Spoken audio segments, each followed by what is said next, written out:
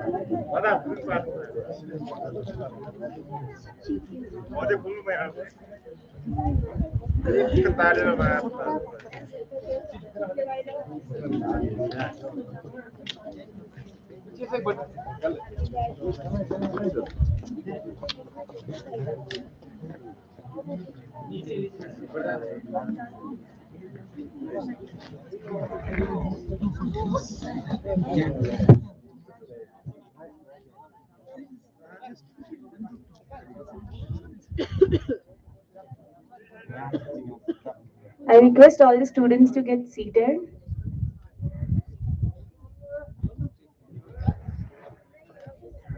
Language sangda nasika juksa jatle daksa tus sapexne teneding is kundun sonang jan kundun sachan gunika fepchesanok song pasang ija loktuk changma nang teneding convocation last kan ija changma rangre nasika juksa jat daksa tus sapexne khetanang adadring convocation go gajuk chachesanok.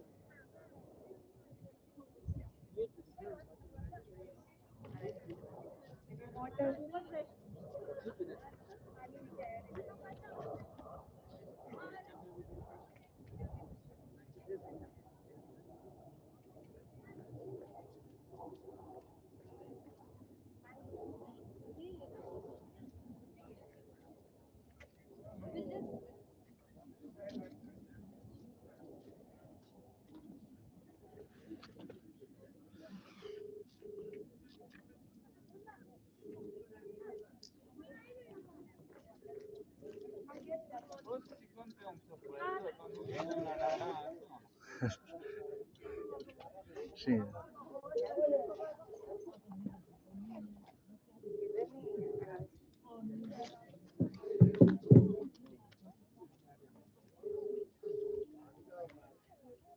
The person you're calling is not answering. Please try later.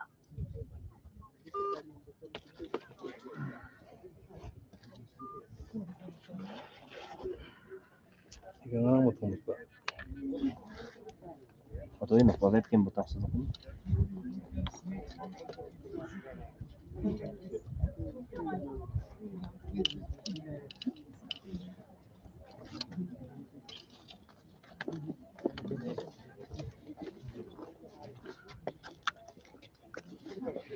아주 사이드라 여들로 봐지. 정말 가가나? 어.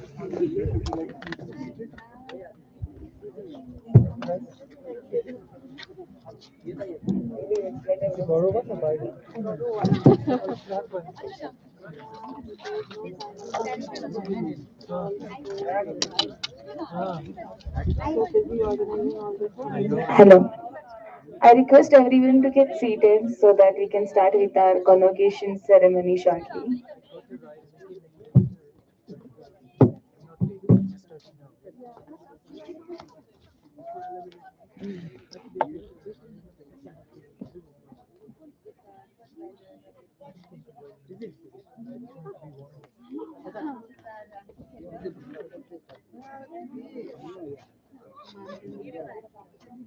Hello.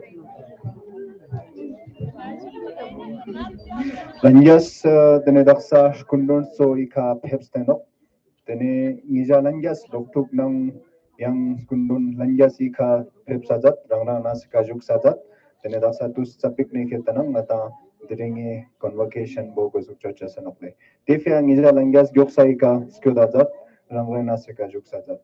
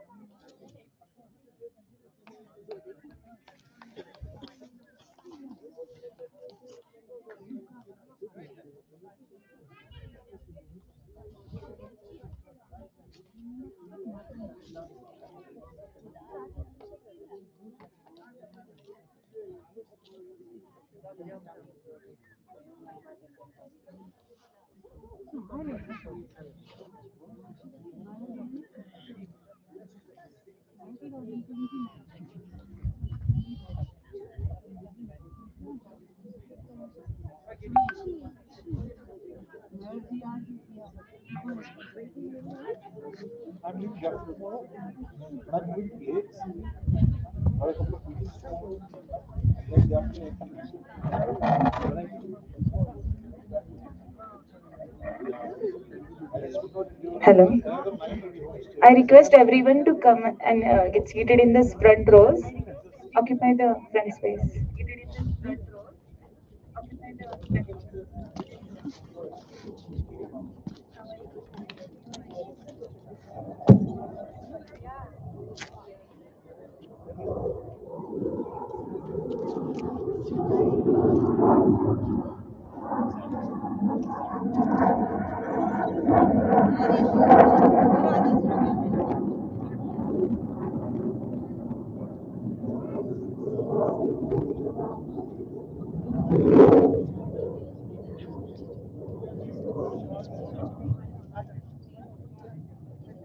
지금 दूर में खेल कुछ नहीं हाँ ठीक है master दूर लम्बा चला है कल तो इंग्लिश के बाद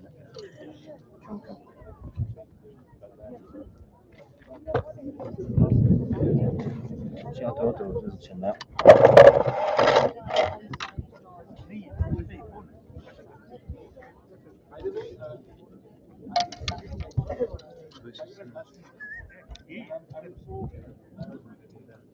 फेसबुक पे लाइव नहीं कर रहे सोनम सिर्फ यूट्यूब पे ही करने को बोला है तो शेयर लिंक शेयर किया ना वो शेयर कर देंगे किसको शेयर करें जिसको जाना है कम्युनिकेशन अगर इंस्टा पे होगा तो इंस्टा पे तो कर रहा है ना मुंडी ना चंपा में तो पाया अले नहीं एमपी तेरे ठीक है चिंदे ना चीज नहीं कुछ चीज तशी किस पर तशी अकल लेते थे बंदे जोक्स जी ना मुंडी ना चंपा में जो खाना Men izuk chona. Dun ba bortana men dekso ba. Igna zoom uchi don uchi jama kya.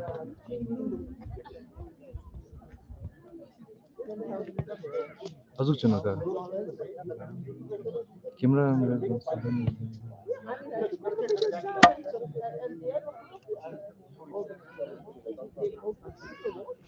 izuk chona men dun ba kya laptop ba bortana dun ba. Table kursi ma kya. Di carpet dekha. También hay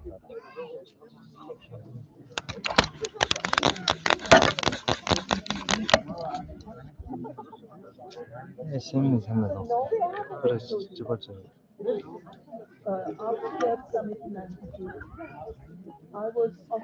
इकना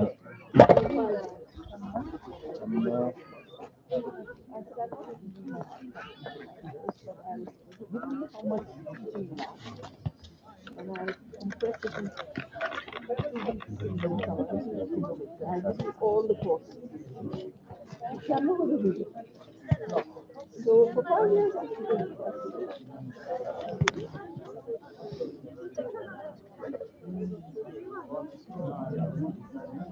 Because of working with these statues and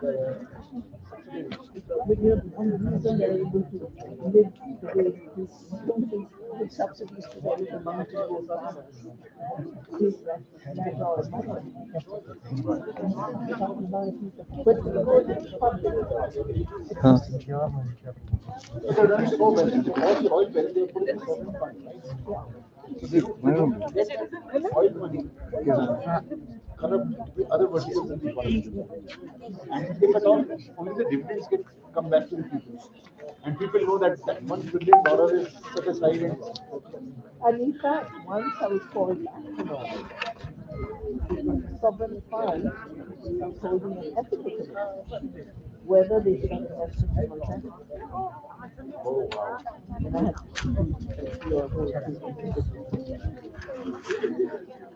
and that's why they change the name of status now to ethanol. They're going green now. They all, at least on the optics, right? But pardon my French, I'm not a bullshitter. I see things that's as what I they are. like. Thank you. I see things as they are, not as I want them to be.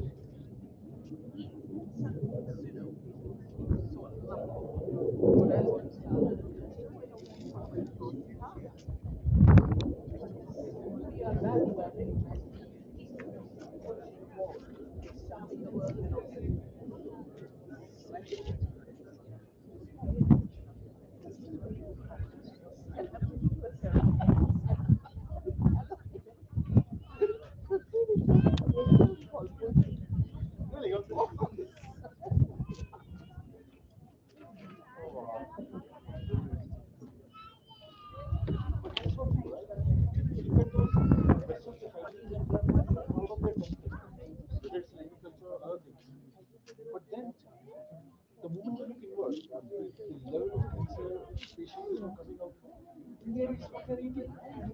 And they're not accepting it. Too calm to accept they're facing what they want.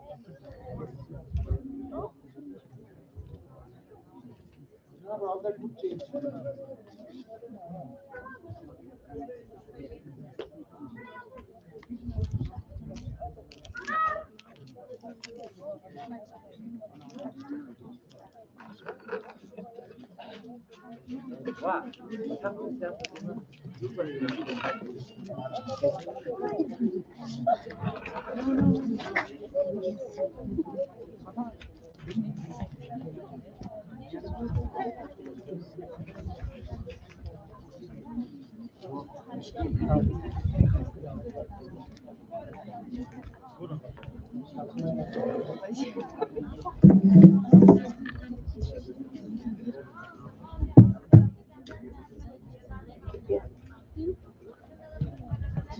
Julie and good morning, ladies and gentlemen. It's me, Shruti. And me also. It gives us immense pleasure to welcome you all to the first annual convocation ceremony of Himalayan Institute of Alternatives, Ladakh. Since its inception, HIAL has been running many courses such as Hills Fellowship, Eco-Responsive Building, Responsible Tourism, Applied Ecology and Ice Stupa, Organic Food Processing, Solar Builder course, and HELM, which is HIAL Experiential Learning Module. Around 65 students from the Trans-Himalayan region as well as all across India are being awarded their completion certificates today. Some could not join us physically due to various circumstances. The convocation day is, after all, a much awaited day of any student's life as it returns the effort of their entire academic endeavor. It is steeped with a sense of achievement and fulfillment, and most importantly, it makes them work harder to build a successful career ahead. Julie Langas, Kazuk Netopa, Shuti Mulkanangin, tene diring e japo ka luktuk kun jongdar natsok shikna khak nensen khong changme fia mane soso jakshik itu borse se michena jakshik enok sokpa gazu khomol kan nangjin tene Himalayan Institute of Alternative Ladakh se chokne jongdar natsok shik butkane lo onnang khetanang chwan yongstenok tene tevenal doms tugu tukchu ranga jamshige daksa chapta jongdar natsok sena khetanang khone khak nensen okle tene pa diring e japo tene khong changme fia ka loktu kuni khetanang jongdare thogaindo ya thorim lokta thon seodo yang jongdar na chok shikazuk shikhonguni daksa chapa michena jatte yotna tene tewo teve ngostak je na ngatang thopches yang na ngatang convocation ngatang kon certificates yang na ngatang certificates kun khongna salte tene diringe jappo khong changme fia tene michena itulushe se jak shigenok nge rewachun diring ngija ikaskyote kan changna tene ngije jappo ketanang mas kittonang amal demojiklu sato kazuk ngija changme tene jale zumse kaner ngonduk diring jappo ngija changme fia ma soso jak shiknang itu choche se jak shikendu tene ngistikne tus project manena tene diring jakko ro genla kherche se fia yang ni thopa shuru dia juwa. To begin this auspicious ceremony, may we call upon the stage our chief guest, world-acclaimed environmentalist Dr. Vandana Shiva, Professor Mehta, Vice Chancellor Ladakh University, Founding Director of HIAL, Mr. Sonam Mangchuk, and Founding CEO and Dean of HIAL, Gitanjali, to light up the lamp accompanied by a prayer by Sekmul students. Langyas sabdap ng sanjig nyampo kung sangma gasujuat kertek seka nyampo nge sekmali loktu kunang juwa kunin tene donne starekap nija sangma ikas kote moslam gosuk choche sekia.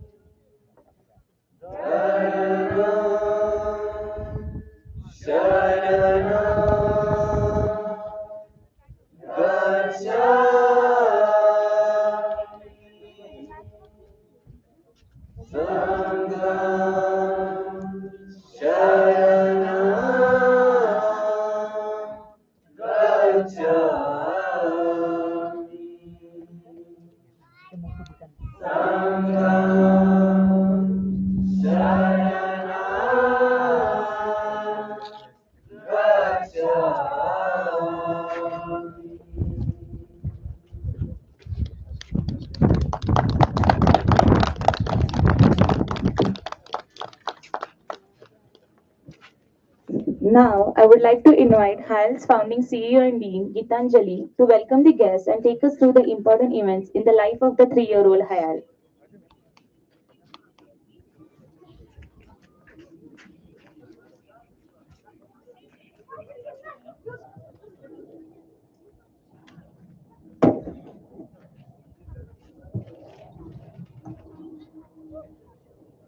Good morning, everybody, and a big Jule to you all.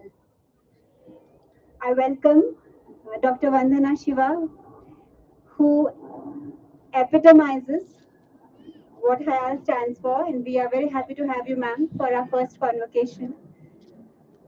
I welcome Padma Shri Abba Norfilji, who is the inspiration for the artificial glaciers that Sonam Mangchuk took forward and which was awarded the Rolex Award and which formed the seed for Himalayan Institute of Alternatives today.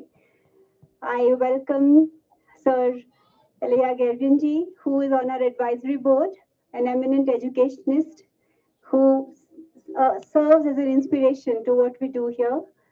We welcome Dr. Otsa, who, along with being a doctor, also is working towards community welfare. That is again what HIAL also believes and stands for. Welcome Stanzin, who has put Ladakh on the world map through his films. And again, contextualizing filmmaking and showcasing Ladakh to the world is again what HIAL stands for. I welcome Mr. Samir Sharmaji, who is here with us to help us launch the incubation center here at HIAL so that our students' journey does not complete with just their course, but is kept alive through this incubation center till it reaches a certain maturity. We've just been joined by Professor Mehta, Vice Chancellor of Ladakh University. We welcome him. So while Mr. Sonam Mangchuk will talk about the vision of HIAL and its inception and genesis, what I'm going to be touching upon here is a kind of a report of what we've been able to do in this 3-year journey. So July of 2018 was when we laid a foundation stone, and we are very proud to say that it is one of these rocks, which is the foundation stone, and is the largest foundation stone in the world. When we moved in here in July 2018, there was not a blade of grass or a drop of water. And that was the challenge because that is what HIAL stands for, how to work with the context. The more difficult, the more challenging it is. And if an institute of higher learning can be set up in a place like this, which is innovative, it can therefore be done anywhere in the world. So we started our journey by planting 250 apple trees, high density apple orchard there, which we harvested this year. It's in the 3rd year. And basically, though we've been around for 3 years, but we all know that the pandemic has taken away more than half of that time. So all that you see here is maximum 12 to 18 months of work.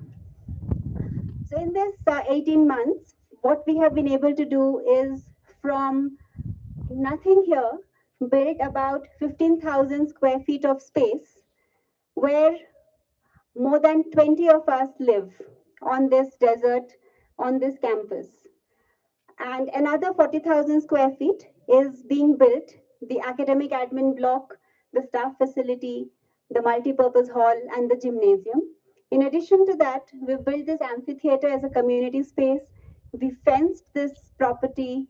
We got water access. We built some nurseries, greenhouses, because in our master plan, 70%, we have this audacious dream to convert 70% of this place into greenery rather than buildings.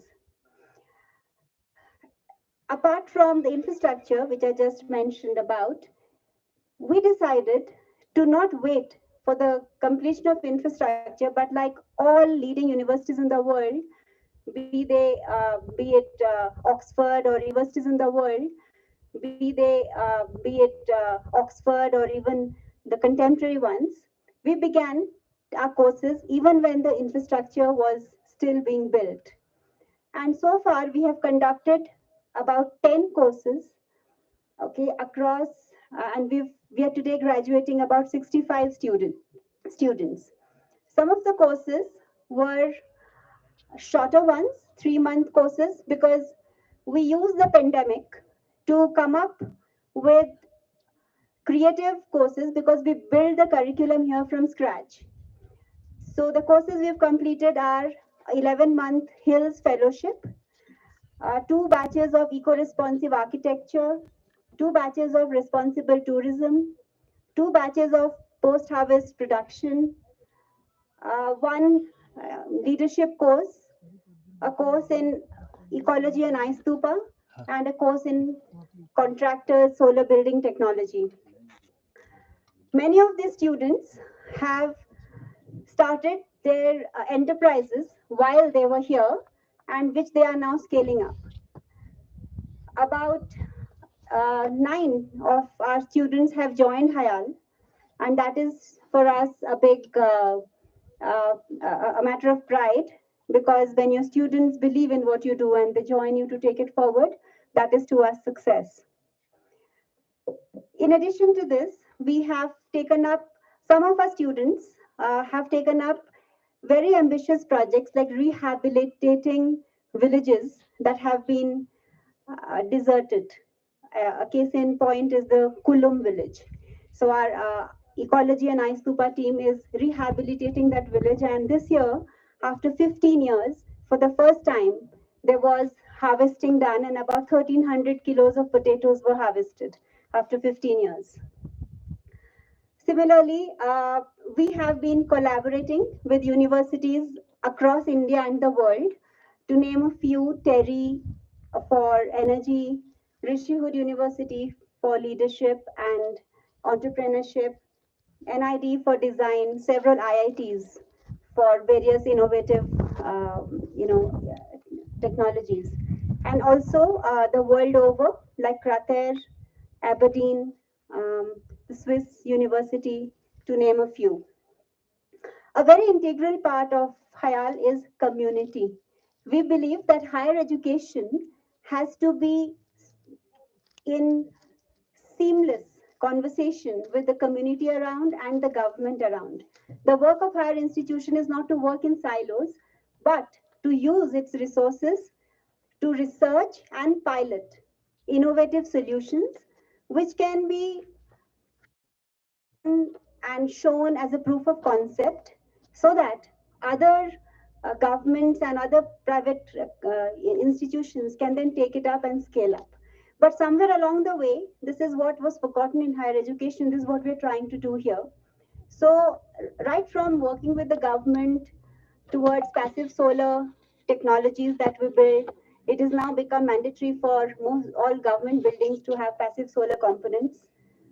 Thanks to our closely working and with the government, to working on various building codes, helping them do that, to working on various policies towards responsible tourism, which we share with the government. We've been doing this. And also the community around, which is Fyang, has to be taken forward as well. So to make local economy work, we also co-opt the women and youth of the Fyang village, be it for plantation, for making ice stupas, for the formation of Himalayan farm stays where the women are trained in hospitality, and also for giving the tourists an immersive experience and to arrest migration of youth. These are some of the interventions we've been carrying on to make the community around benefit from the research and the work that goes on at HIAL. So some of the pillars on which HIAL stands are as follows. First is that we make education contextual. Like if it has to be architecture, for instance, the students of architecture should be able to address the problem of the context here, which is -30 winters. There's no point in learning what the whole of India is learning. In any case, India is so diverse that every region should have its contextual curriculum. But somehow, even though we are we may be in Cherrapunji where it rains the maximum, or in the Thar Desert. Indian curriculum across India continues to be same, and if I may add, equally irrelevant. But here we try to build a contextual curriculum to solve the water problem through ice stupas and ecology, greening, how to research various like plants that grow here better, grafting techniques, passive solar buildings. We have 9 schools in HIAL, and each of them tries to build a curriculum from scratch, which is contextual. Our second pillar is that we engage our students in an immersive and hands-on way so that their learning becomes by doing and is experientially learned through immersion. The third pillar that we follow and we are based on is we respect our tradition and heritage and draw upon the indigenous wisdom, because we were a very sustainable civilization all across. We are the only civilization which has a 10,000 year of unbroken history, and we must have done something right, therefore. So instead of looking westwards and copying their frameworks, we should look inwards and backwards. And backwards is not a bad word when it pertains to our heritage and culture, but we don't get stuck there. We embrace the cutting edge technologies and try to blend the best that India had to offer and what current world needs. So indigenous wisdom and blending it with modern technology is our third pillar. And the fourth is that we have a transdisciplinary approach. I was just mentioning to you the rehabilitation of this village, Kulum. So here 4 schools of HIAL come together. School of Ecology builds ice stupas, and School of Plantation greens it and grows vegetables and fruits. The School of Passive Solar Earth Buildings converts many of these homes into passive solar homes so that people can live comfortably. And School of Tourism would work to make it a destination in itself, how Israel is, where people come to learn how a village can be rehabilitated. So the reality is composite, and somehow higher education in India is very siloed today, and that's where we see a lot of side effects. When we solve problems in one field, it results in problem in another. So the fourth pillar where HIAL is based on is systemic thinking, is bringing an interdisciplinary and transdisciplinary approach to problem solving. So the 4 schools of HIAL, which in the last 3 years have been launched in a very, we have just experimented with them, are the School of Eco-Responsive Architecture, School of Responsible Tourism, School of Energy Studies, and School of Ecology, which is ice stupa and plantation. The 5 other schools which we will be setting up in the coming years are the School of Education, and within it, the School of Sports and Performing Arts, then the School of Design, Innovation and Entrepreneurship, the School of Public Leadership and Governance, School of Humanities and Pure Sciences, and finally the School of Living, Philosophy and Spirituality. So these are the 5 schools that would be set up in the coming years. A few other initiatives that we've taken in the last few years is that sports is another part of contextual education. Many of you would know that Sekmol, for instance, has been the birthplace of women's ice hockey in India. So taking that tradition forward, we recently launched the all women's polo team, for in horse riding, horse polo, and we took our students to the LG Cup that was being held this year to showcase their riding. Similarly, through a concept or an initiative started by me, Peaceful Warriors, which aims to make every girl in India a black belt. We have a group of students who are, if everything goes well, who would be getting their black belts in December. So these are, we also plan to, come up with other local sports, because sports is a very important means of youth empowerment. And finally, the pedagogy of HIAL is that we do not, one of the most special things about HIAL is that we do not charge fees to our students, professional fees. So you may wonder how we sustain ourselves. And this is where we plan to launch live enterprises. which would be attached to that particular school. Like for instance, the School of Eco-Responsive Architecture has now live orders from the army, which many of our previous, colleagues and students and current students, they are making those buildings. So these enterprises will be the live classrooms where students will learn by doing their work hands-on, and the surplus that these enterprises generate would go towards sustaining that particular school. So this way we make education inclusive and free for all, because not everybody can pay with their money, but they can certainly pay with their hard work and creativity. So HIAL continues to inspire institutions even at its incipient stage in India and the world. We have a lot of responsibility on our shoulders, but as I keep saying, we exist because of our students. They are the center, the reason for our existence. And they are the ones who would take this legacy forward. For us, a successful student is not one who, after HIAL, would like to go to Dubai or New York for his career, but one who would like to go back to his village and impart to the locals there an improvement in lifestyle and use his or her education to make his or her region better. And that is where HIAL aspires to be, to come up with local solutions for local problems through local interventions, to empower the youth of the Himalayan Hindu Kush region so that they can live a life of dignity in harmony with nature, to be a beacon of light to the rest of the world in new educational pedagogies, and to change the way higher education is done not only in India but in the world forever. Thank you very much.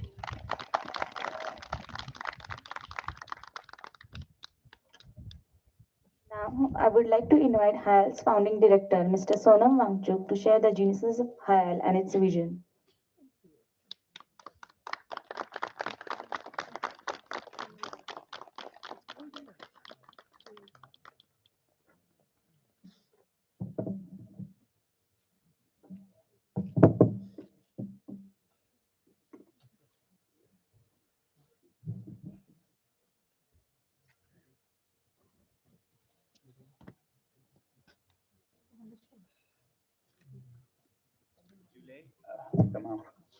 Julie Tashidelik, Vandana Ji, Mehta Saab, who's the new Vice Chancellor of Ladakh University, we welcome you.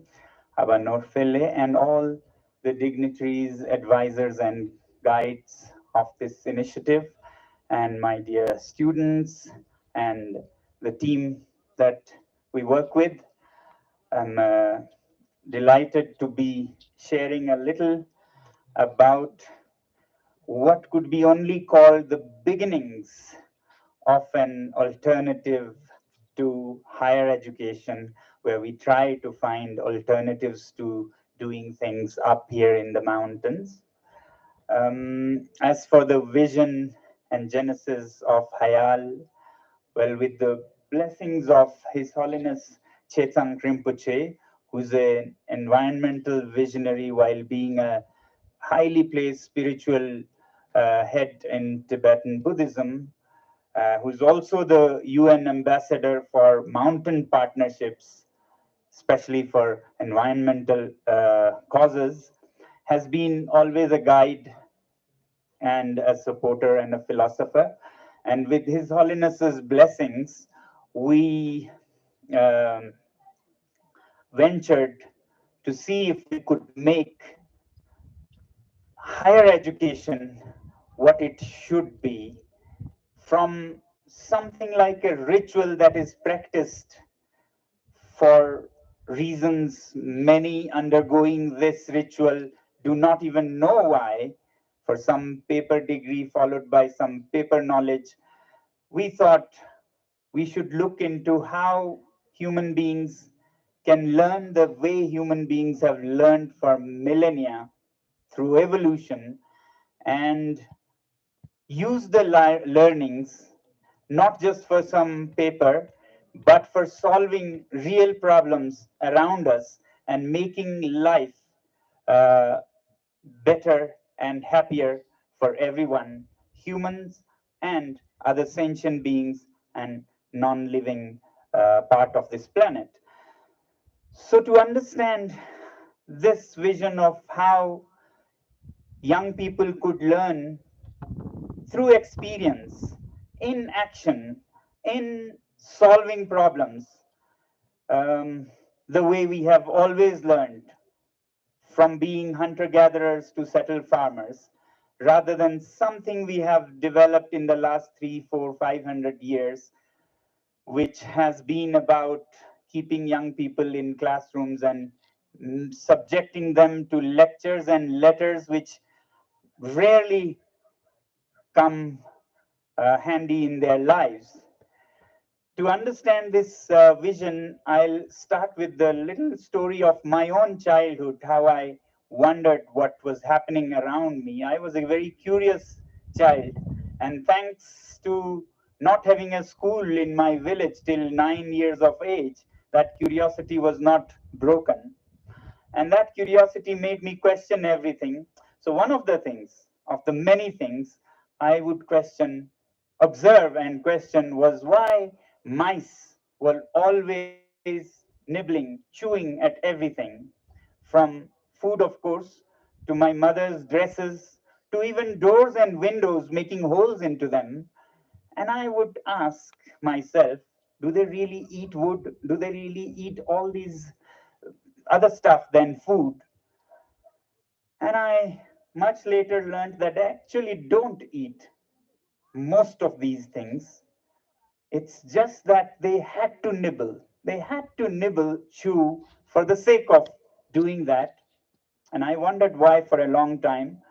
At the same time, I also would observe, before I found the answers, that a donkey, a favorite donkey I had in our village, was a lazy donkey, or maybe it had some physical problem, I didn't know. It wouldn't move, it would just lie sitting and eating, sleeping, eating, and sleeping.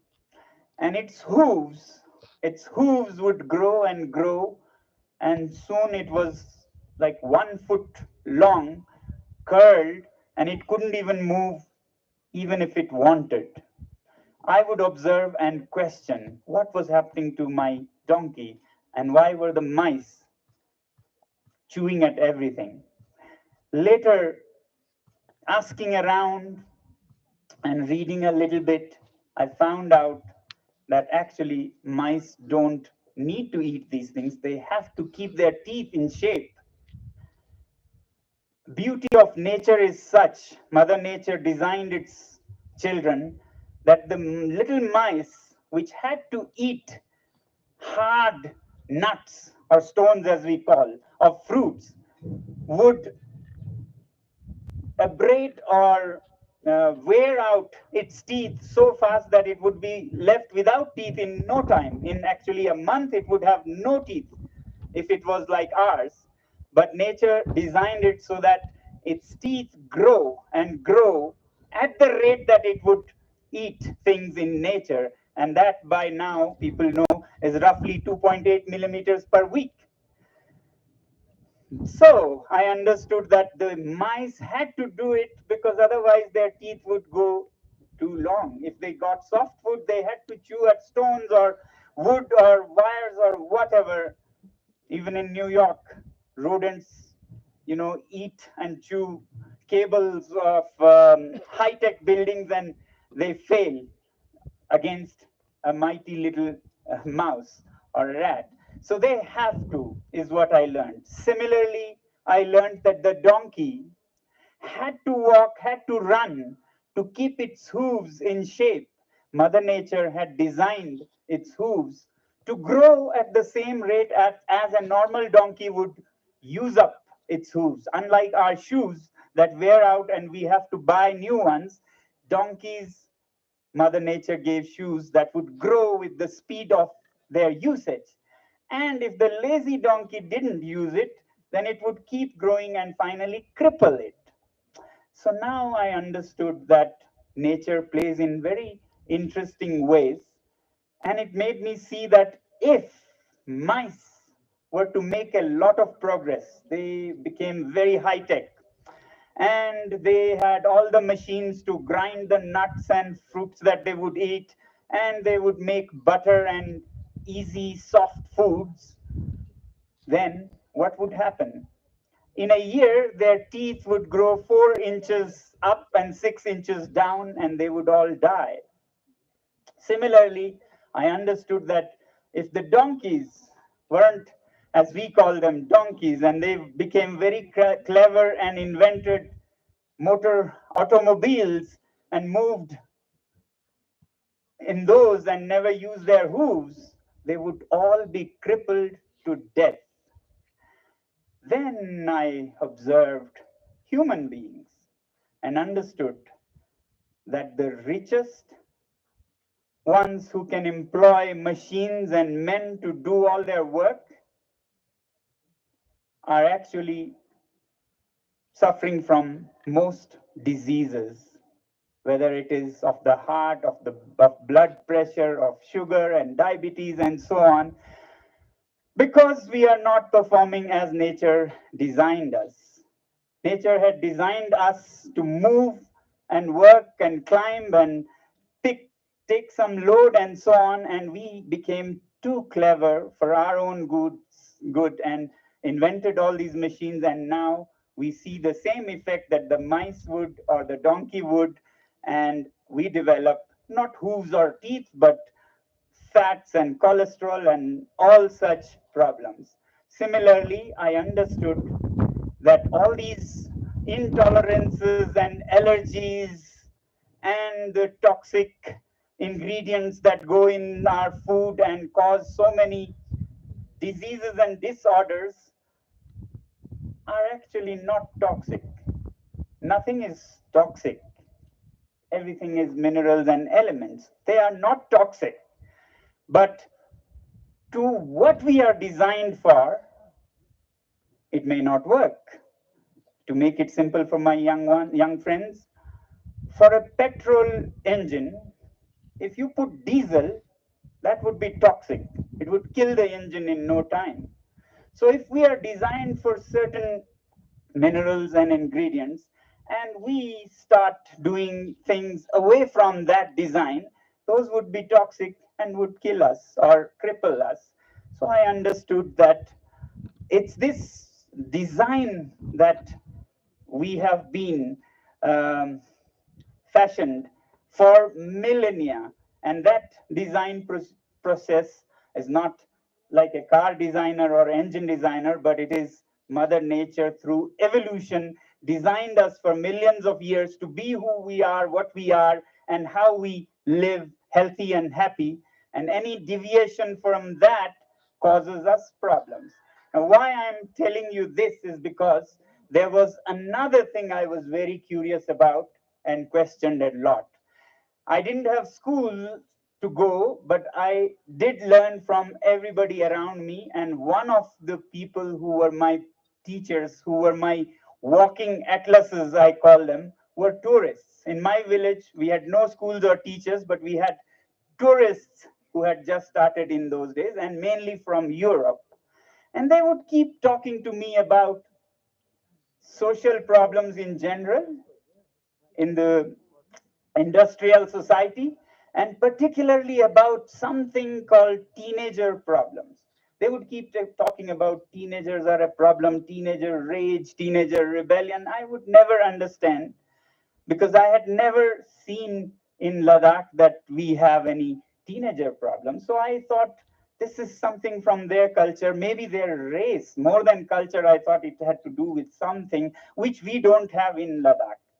Because in Ladakh, teenagers, or in my village, teenagers are a very important part of society, very responsible part of society. They take up very significant part of organizing things in the village, making things function in farming, in festivals, everywhere. And why would they be called a problem in society? I could never understand. But then a decade or two passed, and I was working in the field of education, at the beginning of which I didn't see any problems with teenagers, and I kept thinking this is some anomaly in racial, disposition or something. 10 or 15 years later, I saw with how Leh, my own region and the city of Leh changed and lifestyles changed. I saw that teenager problems were surfacing in Leh city, and I could see their rage and rebellion and consumption of substances and so on, substance abuse nowadays. That's when I started understanding maybe there is something like the teeth of the mice and the hooves of the donkeys working behind this problem also. Why suddenly Ladakhi teenagers were also becoming problems. Maybe something is deviating from what we are designed for. Then I started thinking how people learn or learned in the past in history. And I understand from what I observe and learn that never in our history on this planet Earth, human beings were, or young human beings, young adults, were subjected to what we are subjected to today. Our young ones are treated as problems to be handled, to be sent to schools, into classrooms, taught through talks and texts, and there is no action.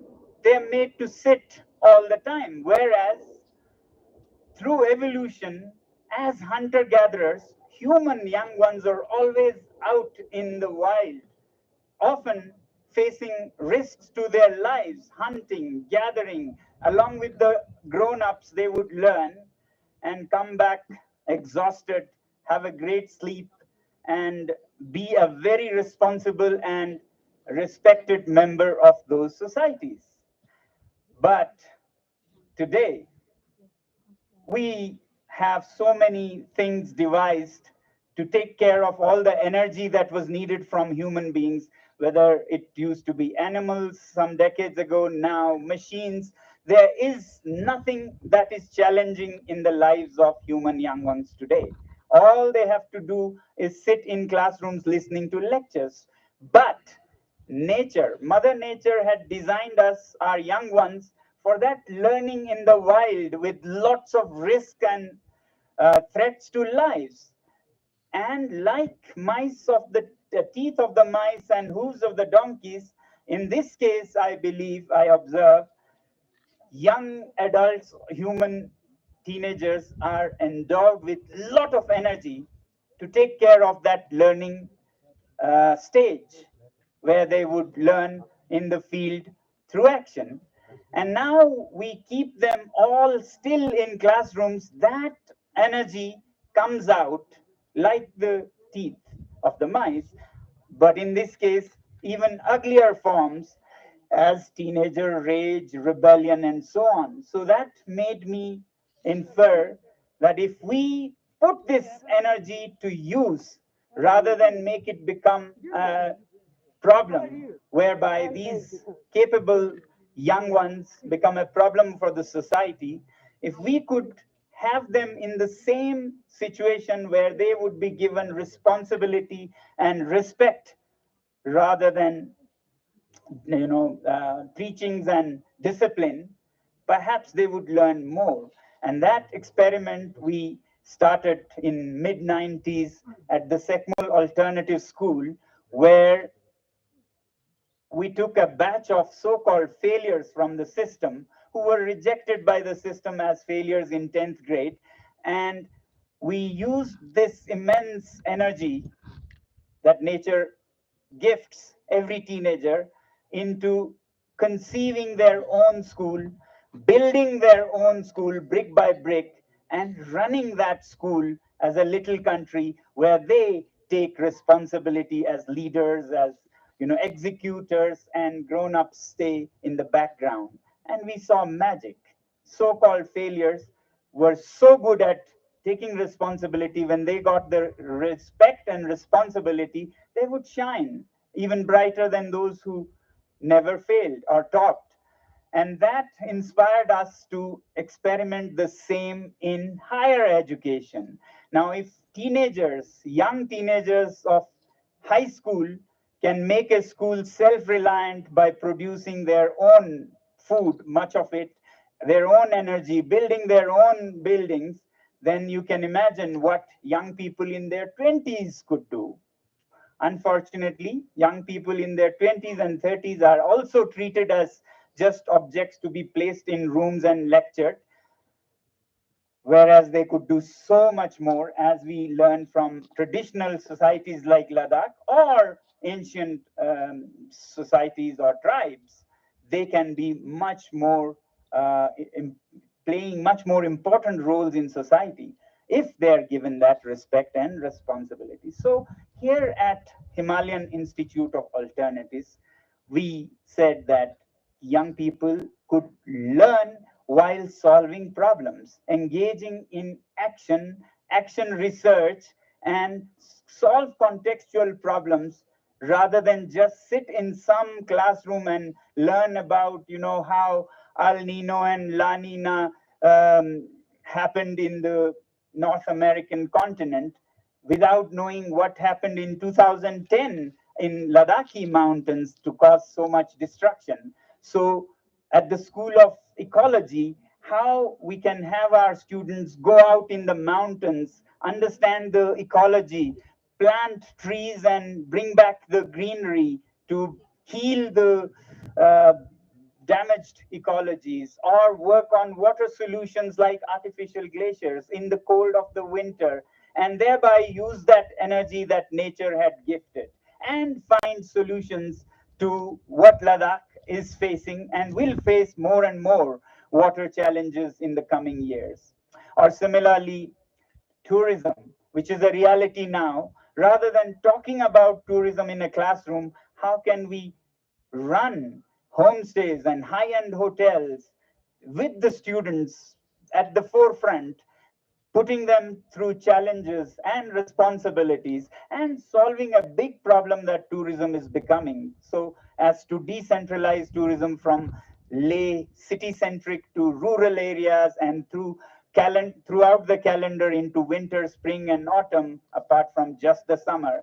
Similarly, when it is about cold winters, some of these students, we had a batch of solar students, they were out on the frontiers in Chushul, Dibuyo, Anle, observing and working with the masons and learning the ins and outs of building houses that would not need any heating even in polar winters of Ladakh.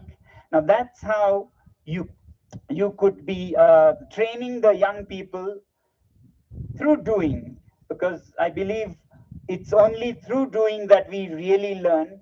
And when you actually do, you generate wealth as a byproduct. And if that wealth is generated, as Gitanjali already said, why would universities need to fleece or charge students hefty fees that they can't pay and only rich can pay? And so you could be democratizing education by engaging them in projects that produce the product and wealth which finances a university, and therefore no need to charge, and therefore democratize higher education so that sweat and imagination, which poor can afford even more than rich, I think, is for everyone to be a part of higher education. So that's how we believe that higher education one day might become. We may be lost our ways, and this I want to believe is a passing phase where we handle our young adults, young people as these little pieces in a game to be moved here and there and told where to sit, where to stand. We believe that we could this way engage them in cutting edge action research, which we could be sharing with the world, especially about this mountain context, rather than just borrowing from other places what they do. And most of the times these things don't even work here. Rather than, learning about climate change from what's happening in the North Pole and the South Pole, we should be learning from what is happening on the third pole in the glaciers in our village valleys. similarly, one small example, there's a big mission of the government, Jal Jeevan Mission, where they are laying pipes everywhere in villages. But I was very surprised to find that there has been no study to know at what depth, in which altitude, pipes start freezing, the frost line. So it's just blindly thinking that 5 feet you dig and water may not freeze. Well, if it is 3 feet, then you're losing a lot of money because you're digging 5 feet. If it is 6 feet, then you'll be losing the whole project because everything, half the things will be frozen. So we have been starting research, action research projects, so that every village at every altitude can be mapped at what depth water does not freeze, so that so much of taxpayers' money can be saved and people finally will have running water. Simple, small examples like this show us that there's very little contextual study for what Ladakh needs, and we end up getting our masters and more studying about something that happens in maybe Canada or New Delhi or New York, but not about what happens in Ladakh. So our vision is to engage young people in action learning the way we have learned over millennia, and along the way to solve the problems. While we may use support from people and corporates to establish ourselves, and that's how we started with a crowdfunding campaign to put the seeds of this university. We started with 50 rupees and 500 rupees that students in 7th and 8th grade could contribute, following this Rolex award that she mentioned about, 1 crore from them. And then people around the country started contributing. But our vision is, in 5 years or so, when the infrastructure is built, we should be self-reliant, and in 10 years or so, we should be actually generating enough wealth to give others and change things around us also. And that's how I think universities of the future might be, where things are learned through action. I won't take much of your time. I want to thank everyone who is here for their moral support and being here with us, and I want to congratulate the students who have completed their short and long courses. We have had to do more of short courses than long ones because of the pandemic and so on. But HIAL is very flexible. We are bound by nothing but the idea that learning should happen. So courses can be 3 hours to 3 months to 3 years. And we have been doing that. We are very happy that Ladakh University is coming up. When we were starting, there were no universities here, and we were hoping to do all faculties, all disciplines, but we are happy that we could be collaborating in conventional disciplines with the Ladakh University, and things that are not in the norm for formal universities, but are needed by a region like Ladakh, which we don't find in the formal system, could be done by HIAL, and together we can complete the spectrum of educational opportunities that young people from this region will need. Look forward to collaboration with the Ladakh University and all institutions and organizations around Ladakh, and various startups that our students have been engaged with. We look forward to a happy and harmonious Ladakh and entire planet in the coming years to strive towards that. Thank you very much and have a great day. Thank you, Sonam sir, for such an insightful and inspiring speech.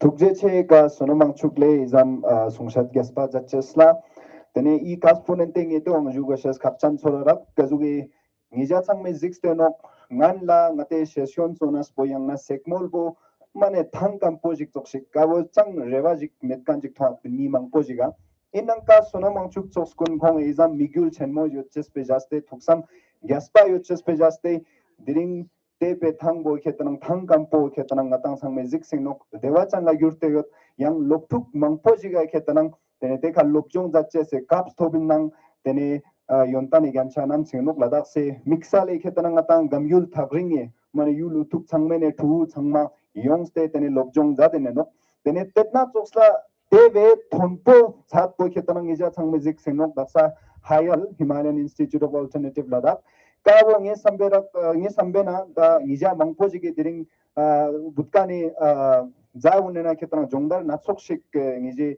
जातेनोक तेने तेवेना निजारंगे खेतरंग संबा छेनमो चीजी गते वो लकलेना खंचे से नता काप देमोजिक निजामला थोप से इनपिन तेने जान yang nata yang thorim lokta unena खेतरंग ते स्काप्स मेटो तेने ये ते सामारप तेने हाले कटिना निजा छंगमे रंगरंगे खेतरंग ची संबा थोनपोजी गयोतना तेने ते वो लकलेना खंचे से काप थोप से ओटो तेने ngajat छंगमे मोसला मिन निजे itna kazuk sekmol sonas pataksa nata dewachan yurte na tsospa I hayal gung khetanang yongche chan lo nang khetanang mane thonpo nata lokjong jache sibe khetanang na nasa chachanjik Ladakh se yunu machat pe Himalayan jong se yul mangpo yang chigal nang khetanang loktuk mangpo jiki ka yongste tane lokjong jache se kapso thopche sanok defyange I kasponente nija changma juwa pulen chakdam Gangshamjik ka Sonam Mangchuk le nang Gitanjali madam nang yang khong yampo chaklas jatkan changme fya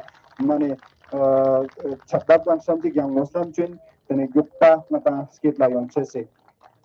So after this we are going to start with the convocation ceremony for the first three courses HILS Fellowship, Eco-Responsive Building and Responsible Tourism. But before that I would like to call upon the stage HIAL's CEO and Dean Ma'am Gitanjali to give us a brief introduction about these three courses. Meanwhile, I would like to request all the students to be ready for the convocation ceremony of these three courses, HILS Fellowship, Eco-Responsive Building, and Responsible Tourism. Julie, thank you. So HILS Fellowship was the first course, 11-month course that we started, and it focused on the Himalayan region and its problems. It was a combination of core modules of ecology and entrepreneurship with electives of eco-responsive architecture and responsible tourism. So we invite the students to be ready for their convocation of HILS Fellowship. Also, now we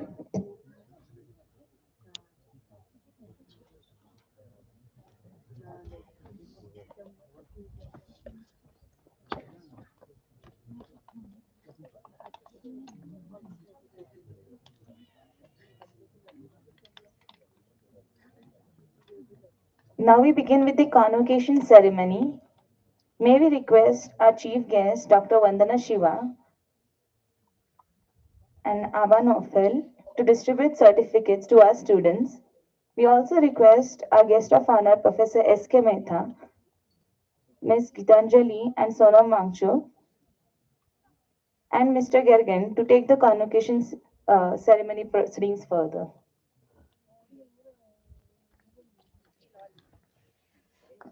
Now we start with our first batch of 2019-20 of HILS Fellowship.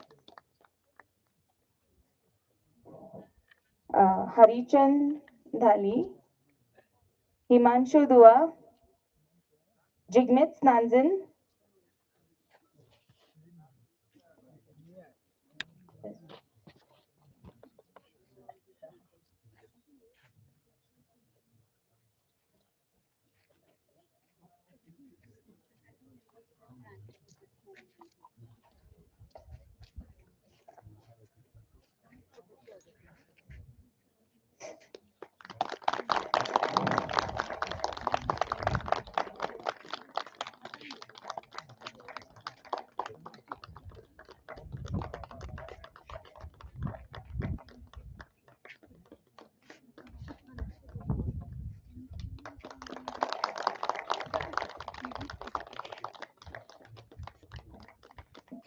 Lipika Mitra, Muto Prabhyas, Sardeep Singh Manchanda, Srijan Dangwal, Spanjin Nansas,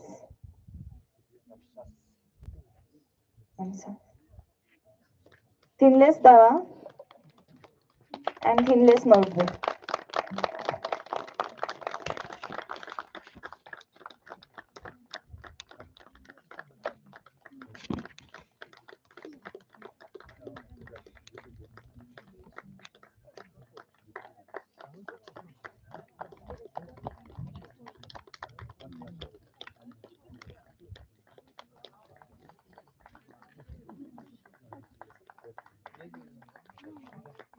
Thinless Dawa,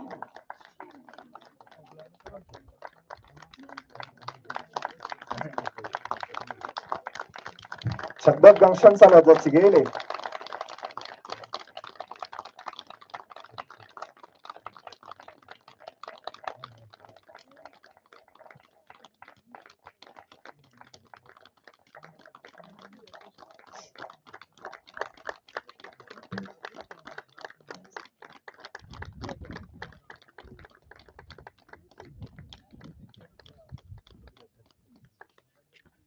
Thinless Norbu,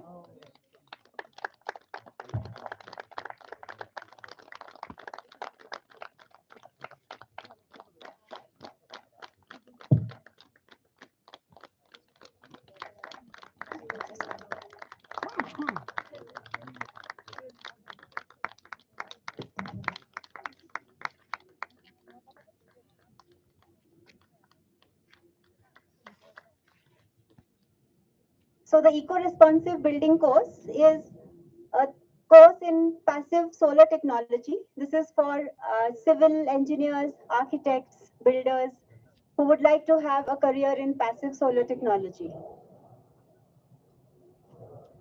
Thank you, Gitanjali ma'am, for the introduction about eco-responsive building.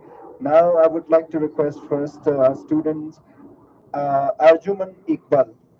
Can we have you on the stage, please? Arjuman Iqbal.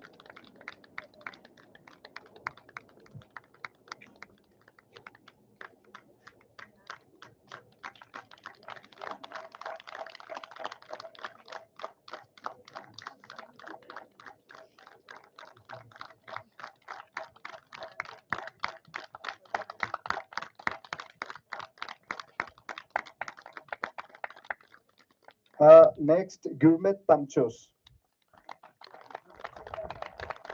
And after that, we have Nishan Tiku, Rigzen Angmo, Sonam Diskit, Sevang Thinless, Anayat Ali, Ankita Jangir, Chinba Yangjo, Jampel Tunduk, Lobzang Dolma,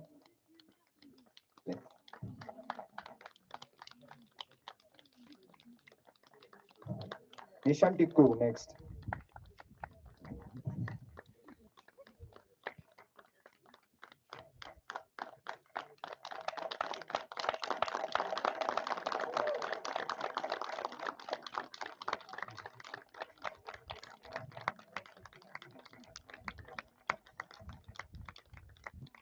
Next, Rigzen Nangmo.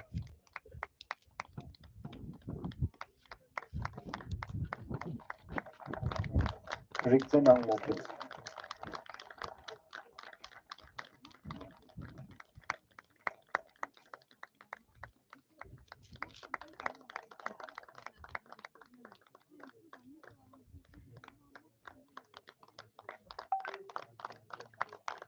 Next, Sonam Diskit. Chandar Garshan Sala Jachigele.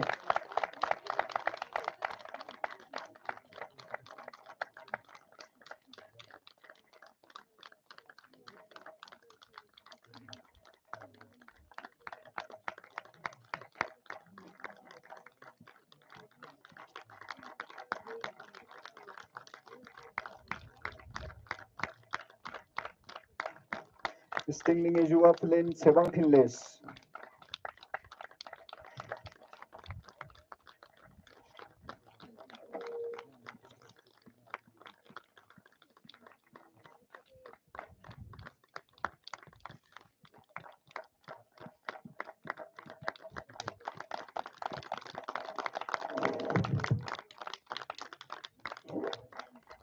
Next, Anayat Ali.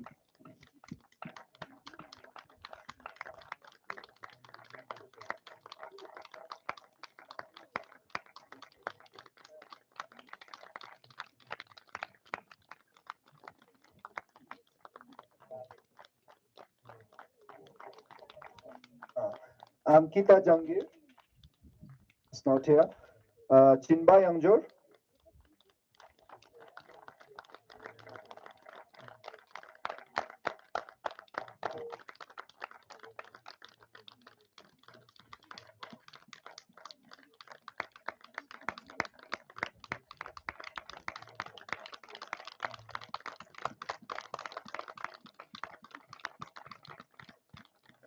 Next, Jampal Dundu.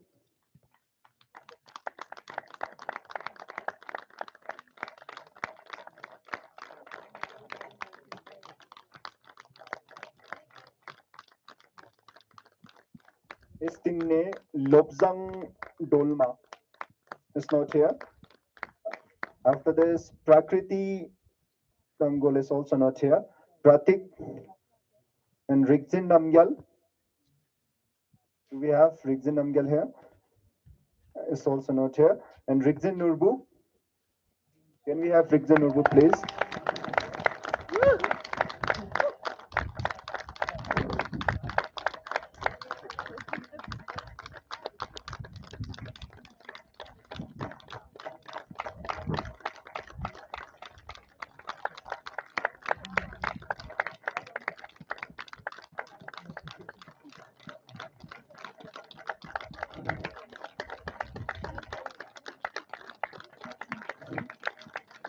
With this, we are done with the eco-responsive building convocation, and after that, after this, we have responsible tourism convocation for responsible tourism, batch 2020. May I request Gitanjali ma'am to give a small introduction again. As it has been already spoken about, responsible tourism course prepares the youth to take up careers and build enterprises in tourism, but in a responsible way. So we invite them to come here for their convocation.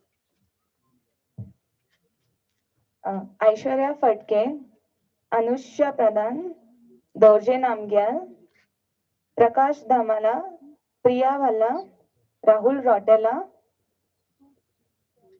Praveen K, Tripti Chaitri, Sneha Poddar, Priyam Gua. Okay. Now we move.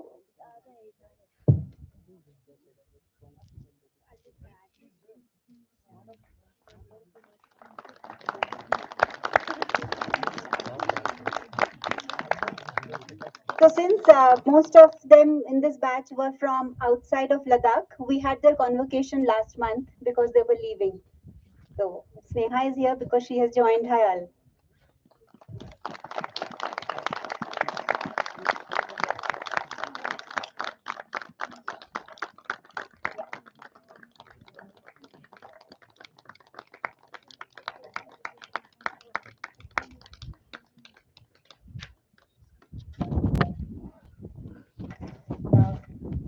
We will take a short break and showcase Ladakh through some performances. We have 3 dances for you. First, Shondol, the royal dance of Ladakh by the staff of HIAL and Sekmol.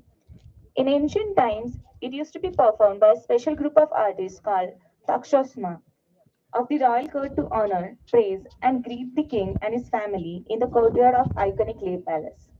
Since then, this dance form has been maintained and now is performed by the female artists. And during social functions, dressed in a traditional dress decorated with heavy sets of jewelry. Yajule tene istinging atang per samjik bote tene Ladakh se karse luang chokla chenle. Songpa gazu ingija changma tugyusenok Ladakh se shejik Ladakh se rigjum ma chukpo yotanok tene daksa inna chutot phe diar chik ni sena ngijaw naftanin jena te ostani anches met kyak ma tene chukpo yot kyak ma mongpo yot kyak sistes harches met songpa sang tetna vena ketanang chapik shik ta chunjik ngija changme chanjik la phulche senok songpa sang tene ngija changma tukyu senok shngan la ngata gyaltus la tene galpe ngayo ga yot jane tene ngata artist yang na ngata stage lu khaspa mang project ngata yot kyak tene khongni galpo nang khongi nang sang se fia mane karches luyang tene pulche se fol mal demo nang mane gangshan yot tano song pasang tetna ve khwa chukshik tene ngija sangme dun ladring shondol kabo idna Himalayan Institute of Alternative Ladakh se tene lashchet pa pumo lashchet pa on kongi kasko tengi jane chanjix la pulche seno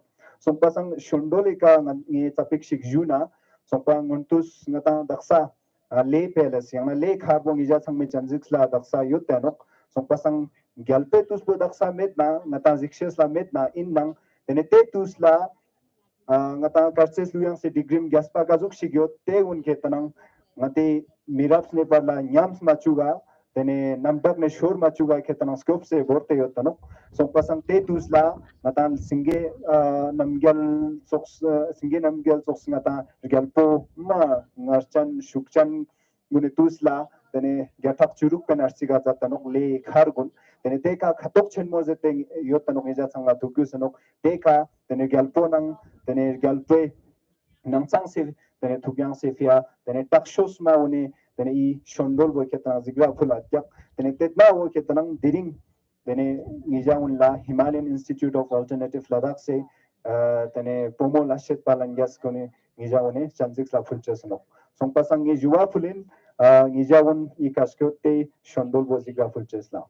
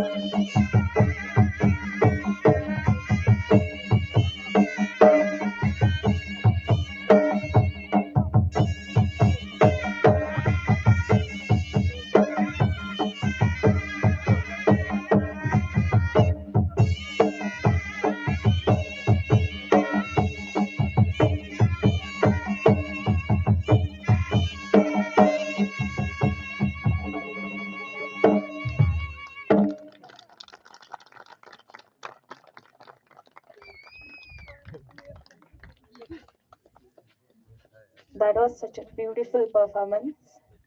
Our second performance is a surprise. It is a short ensemble from Giselle in Bolshoi Ballet.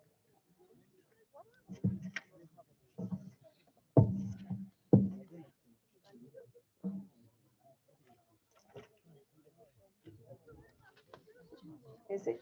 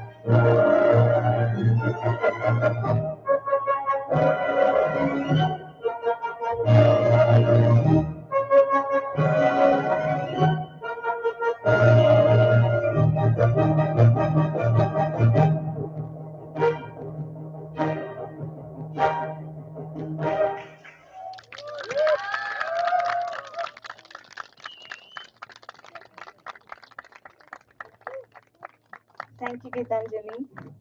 Now we invite Sekmal students to perform Jabro dance. Jabro is a very famous dance in eastern Ladakh performed by nomads of Changtang. It's performed especially in the night when shepherds and shepherdesses are done with their chosen dinner.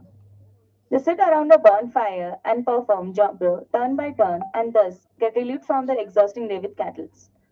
This is the best form of entertainment for them and is thoroughly enjoyed by both performers and audiences.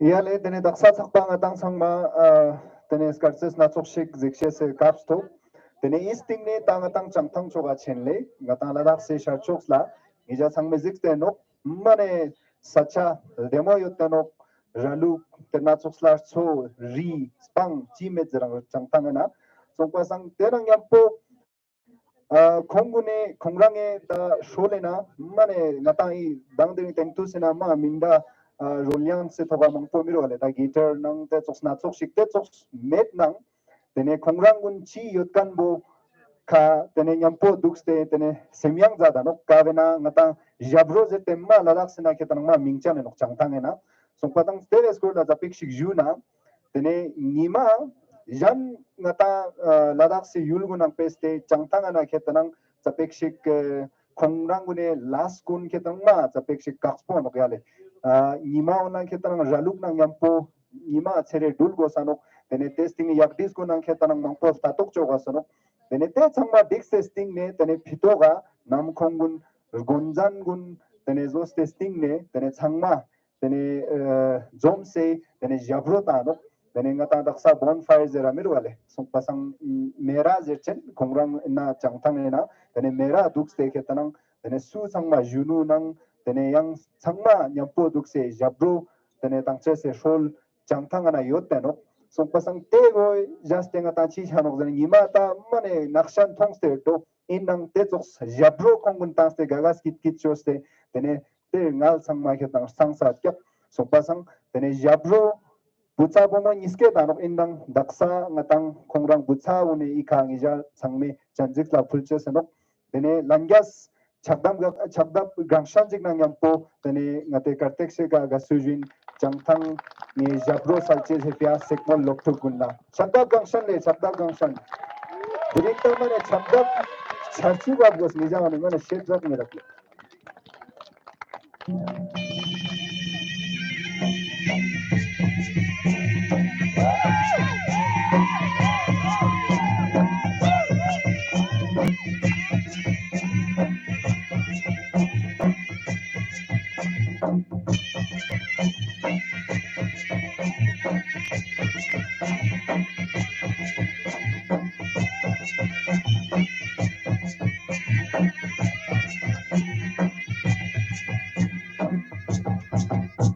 Akampaya shot se nani ratsal sergi lapata sergi palata vina nani suju sumaju sergi palata vina nani yande lamaju sergi palata ina nani yande lamaju Jandariya delska muskan jadu tumar delsalu jadu kele delta mastini rangi ul delalo jadu kele delta mastini tapro cho delalo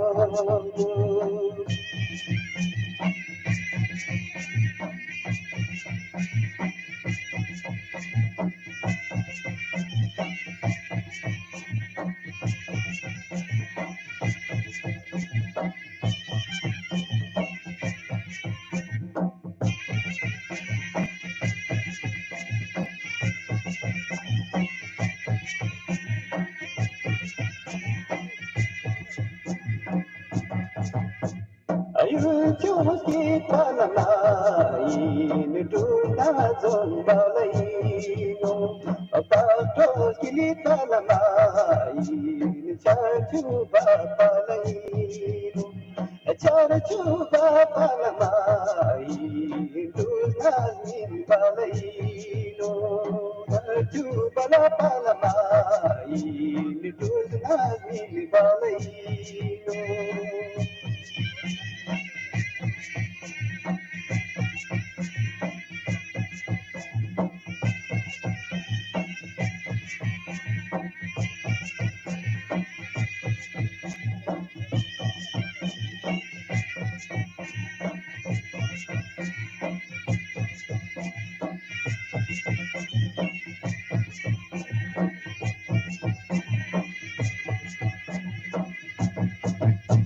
Akampaya sopste inani rapsal ungi lapata Akampaya sopste inani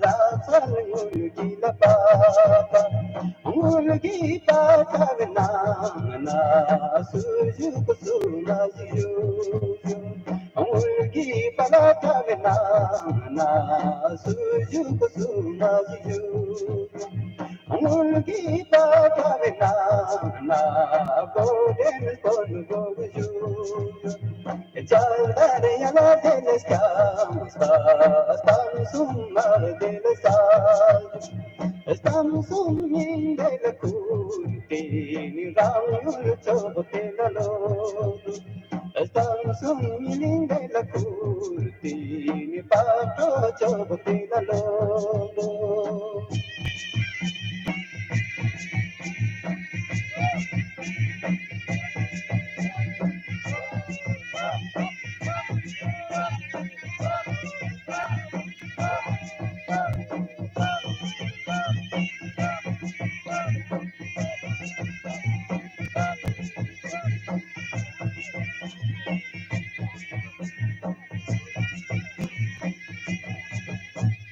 Yulchuki palamari ni charchu bapalairo patos ki palamari ni charchu bapalairo charchu bapalamari ni tuna ki balairo charchu balapalamari ni tuna ki balairo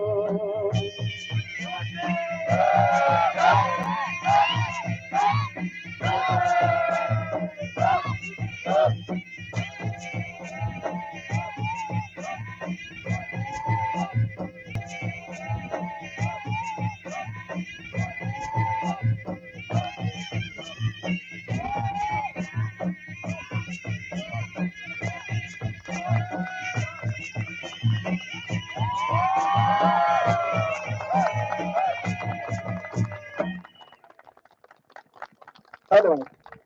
Thank you, Signal students. That was a marvelous performance. How was that, audience? Did you really like it? Okay, give a big hand again for them. Thank you so much. So the energy that you have seen from their dances, not only with dance, they have the same energy while they shepherd, like while they graze their animals, while they take their animals on the high mountains. So they actually rest with the wild animals like wolf, snow leopard. So they are like tireless. They have like a lot of energy. Skip pasang mal demo jabroji ngija sangme chanjik la phul kazuk nge daksangal la ju amerak penale I shukspo kazuk shukspo ngija gune kongune jabro gute ziks te wo jabro chikpo manok yale kazuk kongune raluk so jane khetanang te shukspo yuanok kongna ridas nang yapo bangtanok tezam shukshan yongchen changtange tene gimangskun mas bal nang yapo kongune jabro ngija sangme chanjik la phul thukje che. Now we have Mr. Stanzin Gunbo and team for a Ladakhi Hindi mashup performance.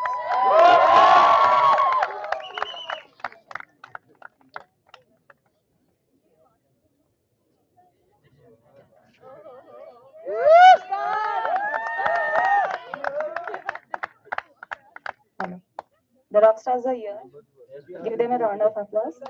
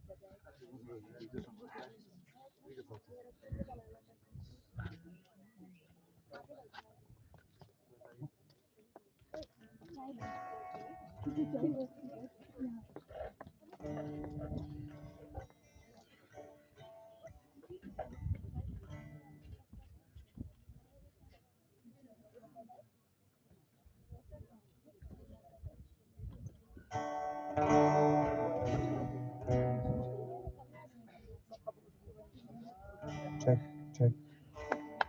Hello, hello. Mic check, mic check.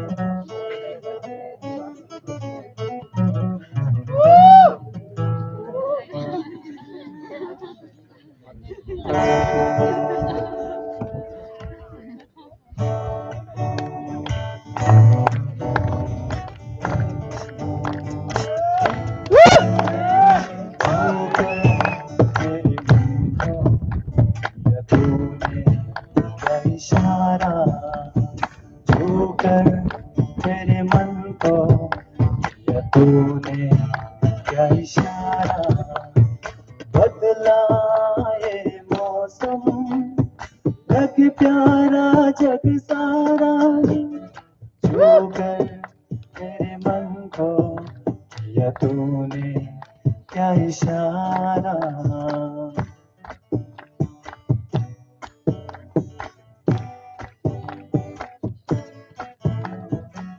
जो कहे जीवन भर तेरे लिए मैं गाऊं तेरे लिए मैं गाऊं गीत तेरे बोल पे लिखता चला जाऊं लिखता चला जाऊं मेरे गीतों में ढूंढे तुझे जग सारा छूकर तेरे मन को या तूने क्या इशारा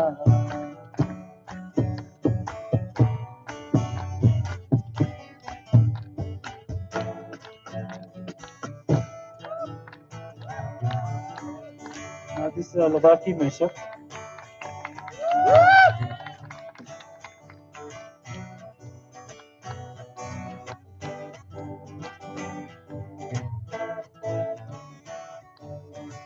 Tutlalang tunte kartigna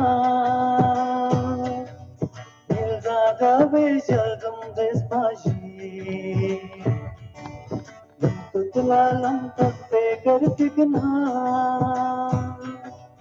Ilzaga vejaldum despaji Sezi choji diskyang veja Oji You'll tumbling us, go,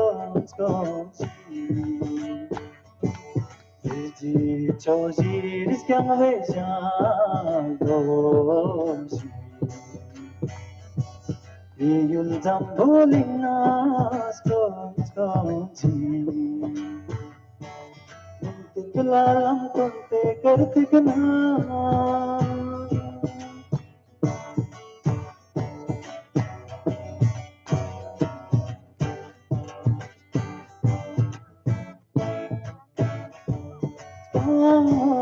Jampe karu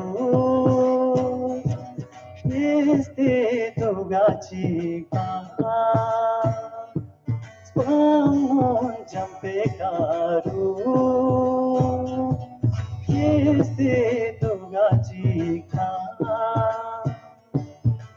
las pangen me to pate to machi las pangen me to pate to machi Pangai to yang stay to topic touch stay to topic tenti to something jampe karu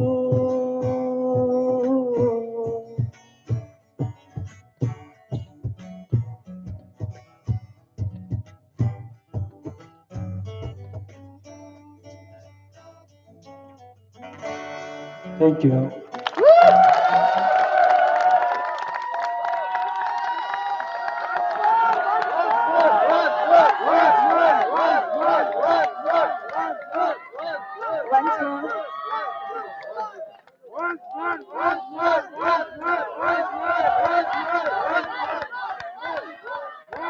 Once more against the requester. I'm honestly telling, no, Arijit Singh and other Bollywood stars must be very careful. No? It was such a wonderful performance, and so Ladakhi singers. I mean, Yeah, once more.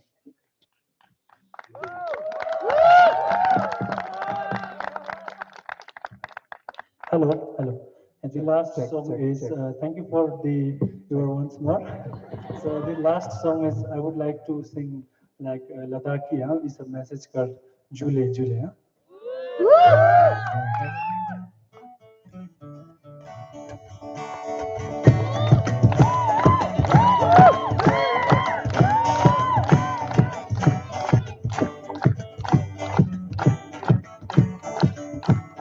Jule, Jule, Jule man Julanji salang, Kada sigan chontu. Oh Jule man Julanji salang, Kada sigan chontu. Jule, Jule, Jule man Julanji salang. Sigan John Oh Jule Julanji Salang Sigan John Bye bye from hello tata Skata pingos do Bye bye from hello tata Skata pingos do Oh, Jule, Jule, Jule, mon Julanji salam, Ladakh se ganjampu. Oh, Jule, mon Julanji salam, Ladakh se ganjampu.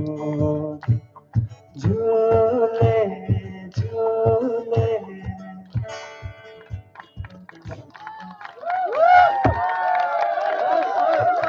Thank you, Sanam, for such a beautiful performance.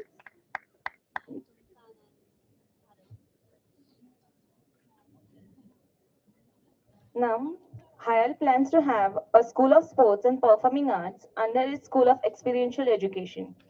In this school, we plan to train our students in sports like ice hockey, horse polo, and karate. Ms. Gitanjali ma'am started an initiative, Peaceful Warriors, that aims to make every girl in India a black belt. We are graduating our first batch of black belts in December this year.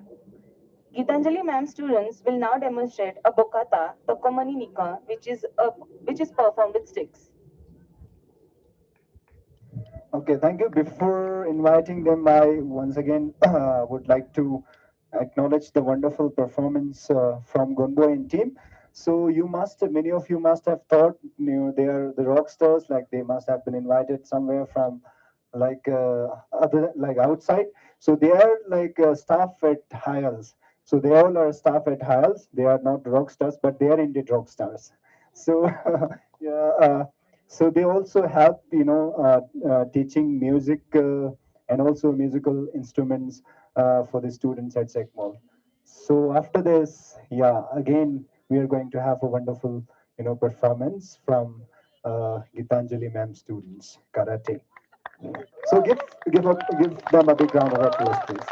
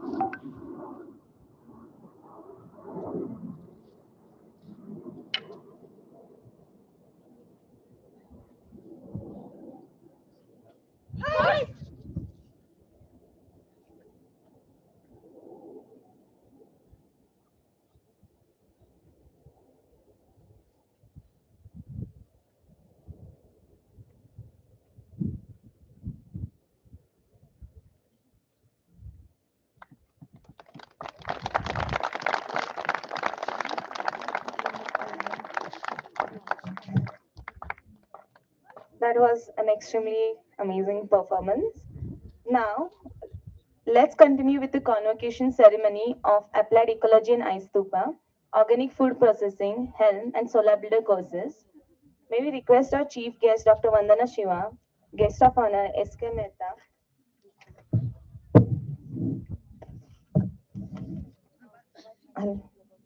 Aman Ulfel, Mr. Giri Kerkon, to distribute certificates to our convocating students.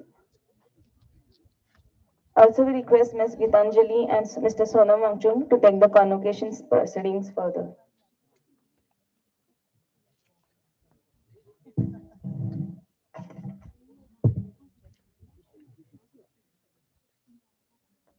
So for Organic Food Processing 2020 batch, we have Stanzin Futsong, Stanzin Tundu, and Tashi Dolkar.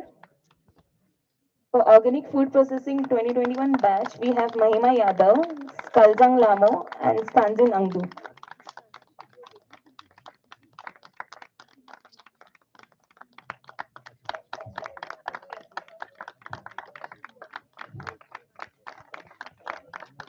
Next, Tashi Dolkar.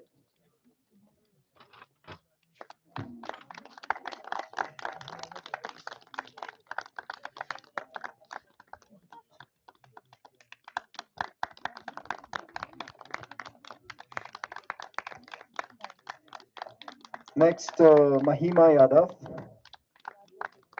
Chabdab Salin Juksele.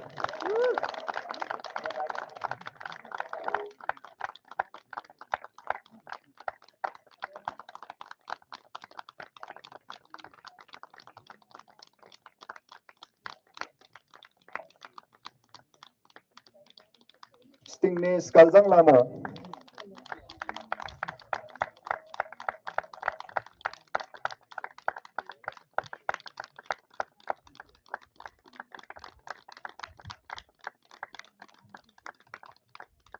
After this, we have Stanzin Angdu.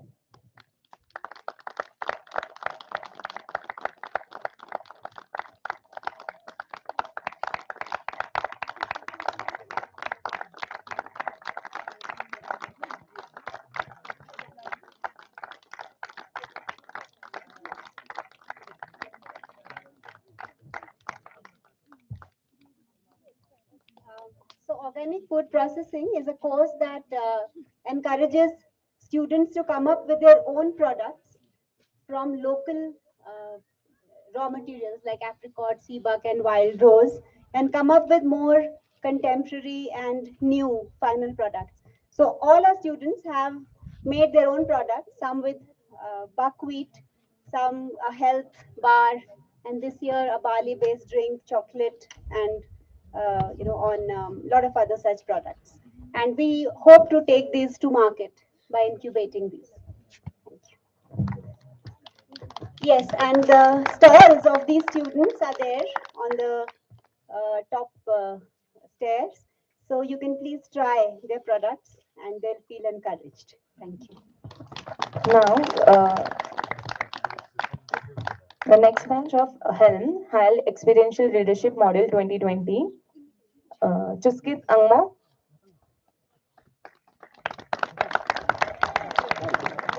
Run Chuskit. Chuskit Angmo.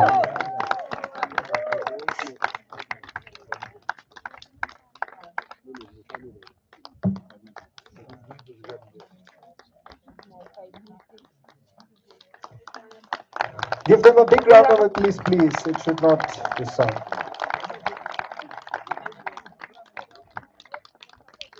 We have Jigmet Nurbu next. He's not here. And after that, we have Mr. Konchok Namdol. Konchok Namdol.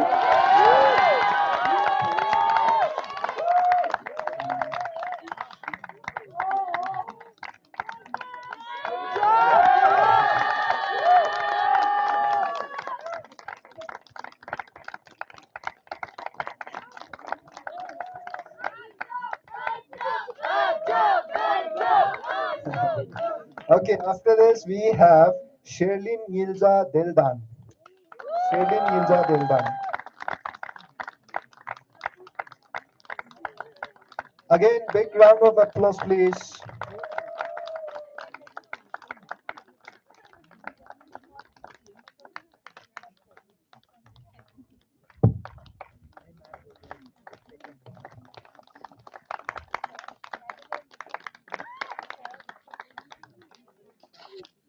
Next, we have Karma Choton.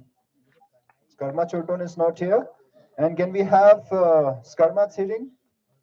Skarma Tsiring left.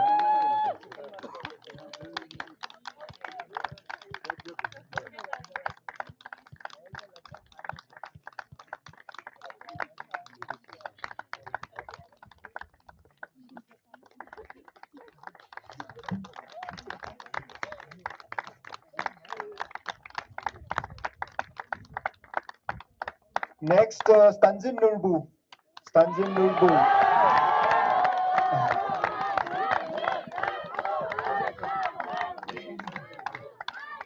Big round of applause from the students of Segmol for Acho Stanzin Nurbu, who is handling volunteers part at Segmol and also staff at Segmol.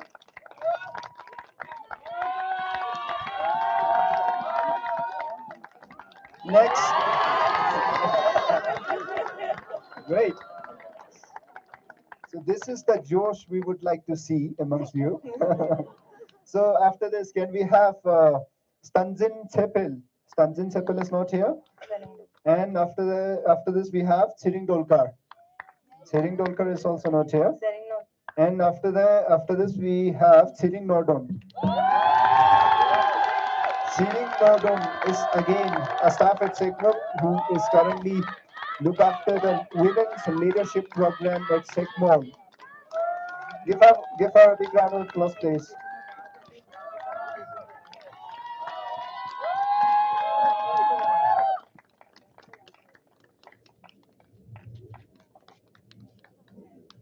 Okay, after this we have Yatika Dolkar.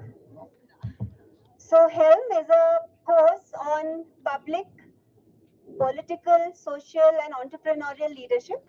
Each of our students is mentored individually, like in all other courses, to have a project of high impact, which they always wish to do, but could not find the support, or the means to do it. And each of the students here did a project like making a smart village, or creating safe spaces for people, or empowering women in politics, and so on. So this is HELM. Thank you. Now we move on to our next course, which is Applied Ecology and Ice Stupa. Changchuk Lamo, Padma Dolma, Stanzin Namgyal, Setan Dolkar, Tundop Gyalson,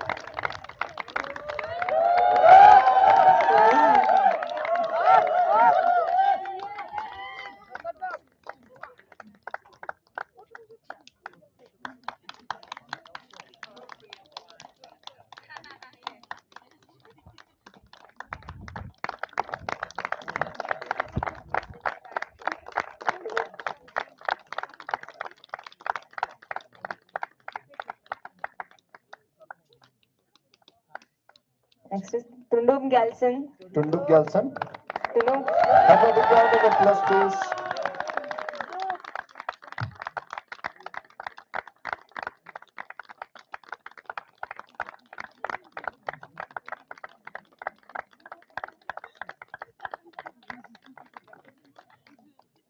And now we move on to our last course, Solar Builder course. Before that. So as you know that we started making these ice stupas, first in Sekmoil where it was piloted, then in the village of Yang. And in the last 3 years, we train youth from all across Ladakh. And from 15 villages to 20, I think this year we have about 25 villages who take part in this competition of making ice stupas. And these are the students who, along with our staff, who we call what do we call them, Nishant? Ice warriors or something. Winter warriors. Because in -20, they go to the high streams and build these ice stupas for solving the water problem in Ladakh. Thank you. Now we move on to our last course, Solar Builder course. I'd like to invite Chosgyal Norbu. Chosgyal Nurbu. Padmatinles, Nurbu, Padmatinles, Punsok Namgyal, Rikzin Gurmet, Sonam Gurmet, Stanzin Gurmet, Stanzin Rinchen, Sevang Chota.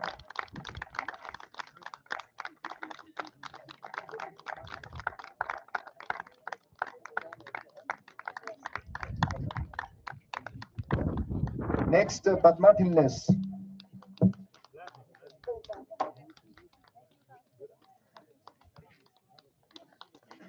Can I have a big round of applause, please, again?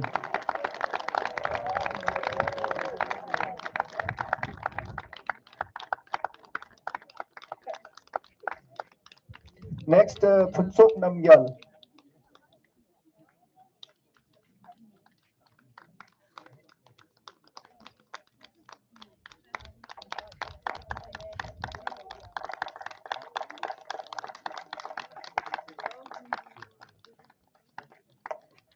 Next, Stanzin Rinchen.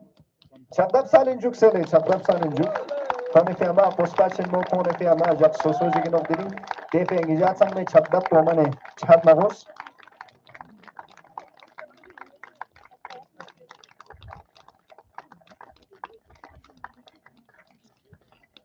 Next, Rigzin Gurmet.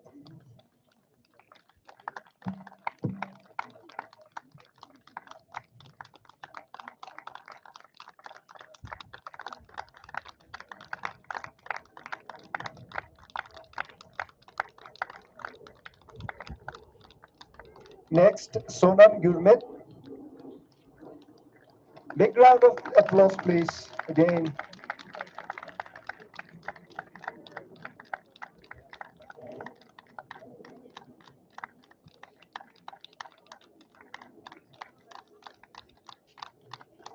Stingling Ejua Pulin, Stanzin Gurmet. Chabdap le, Chabdap.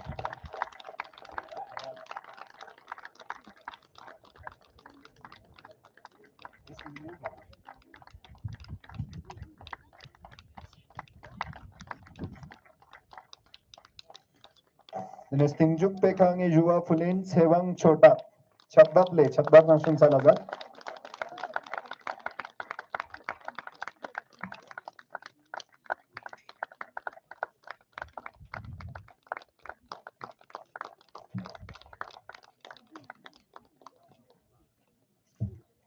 So as you all know that the passive solar buildings that was started way back by Ladakh and other organizations and taken forward very beautifully by Sonam Mangchuk in Sekmol and now at HIAL.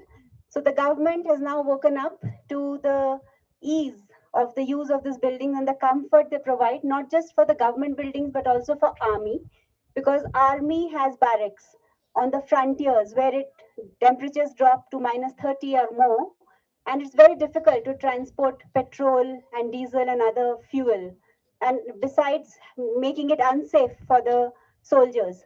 So the Indian Army, ITBP, several other organizations have approached us to make buildings for them. And this year we made about 6 of them as pilots. And next year it may go up to maybe 100, 500, or even thousands. It is for that, to ready our youth for that opportunity, that this builders course, the last course was to train the youth to take up contracts, and build large contract companies so that they benefit Ladakh, the army, the locals, and are skilled in something that the region so much needs. Thank you. thank you so much. Now I request the guest of honor, Shri S.K. Mehta, to share his thought and message for our students.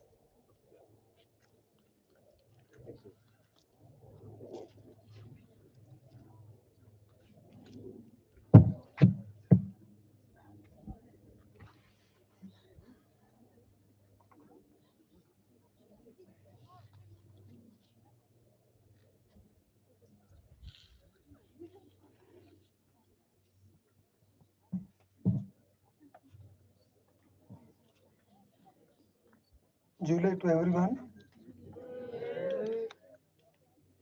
Visionary Sonam Mangchuk. when I joined here as Vice Chancellor of Ladakh University, whenever I talk to my friends, even relatives, first thing they ask me, have you met Sonam Mangchuk? So day has come when I'm meeting him, and it's really a great pleasure to be part of this function. Madam Gitanjali, Dr. Vandana Shiva, and all the dignitaries who are present here, thank you for the kind invitation, Gitanjali ji, and on behalf of Sonam Mangchuk. I'm really delighted to be part of this, and seeing the students to perform so well. I'm really very excited and happy that this institute, that is Himalayan Institute of Alternatives, is doing wonderful initiatives for the Ladakh, and that's really commendable. And this commendable word, not only I am saying, but our whole India says that Sonam Mangchuk is doing great work, not only for Leh, Ladakh, and for all over India. And I think he is very famous in the world also. So congratulations to sir, you and your team for doing wonderful work.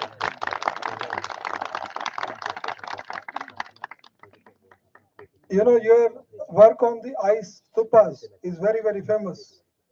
Even when I gave lectures on water, I also mentioned this thing that in Ladakh, ice stupas are being built by Sonam Wangchuk, and these are very successful. Other than this, as you mentioned in your talk, that you are working on responsible tourism, sustainable habitats, farm stays, and whatnot. So you are touching the nerves of this region, and I think future of this region is really great. And I think with the cooperation of all the students who are joining with him, more and more students will join.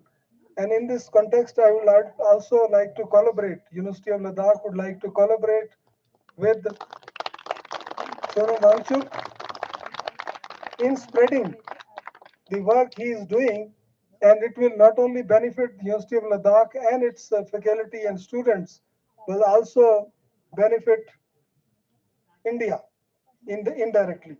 So thank you very much, sir, for once again for invitation and for the kind words you have said about University of Ladakh. And I would like to congratulate also that really it's a matter of great achievement and success for Himalayan Institute for Alternative Ladakh that it is organizing its first ever convocation to mark the contribution in the preservation of the local architecture as well as to promote the renewable energy for natural heating of houses in environmentally fragile place like Ladakh. I do hope the emphasis on using renewable energies like solar for heating during winter times would go a long way in reducing carbon footprints and consequently would lead to responsible sustainable development. I am of the firm opinion that fresh graduates from Himalayan Institute of Alternatives will be torchbearers in the preservation of fragile environment and ambassador for the preservation of traditional architectural design. Further, I would like to suggest that new innovation ideas should be welcome to keep yourself abreast of emerging technical know-how in your fields. I would like to congratulate all the passing graduates from Himalayan Institute of Alternatives, Ladakh, and wish them good luck in their future. And finally, once again, I will thank Sonam Mangchuk and the team for the kind invitation, and I look forward. I will have one-to-one discussion with him, and certainly we will like to have strong collaboration with him. That is University of Ladakh and Himalayan Institute of Alternatives can do wonders in this region. I am pretty sure. Thank you very much. Thank you all. Great. I request Gitanjali ma'am to felicitate our guest of honor, Mr. S.K. Mehta.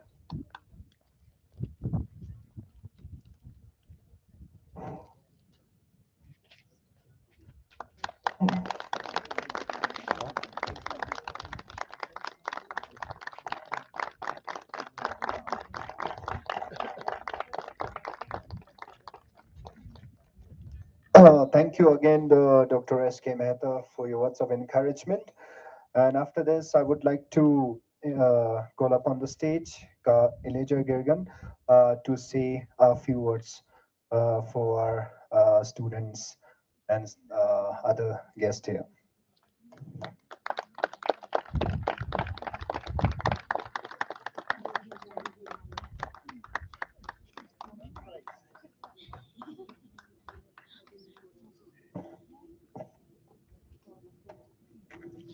July to each one of you.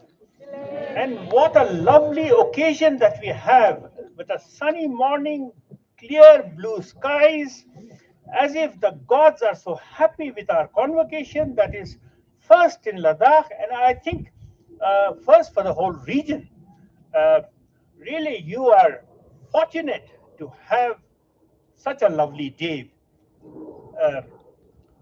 I would like to first say my greetings to the chief guest,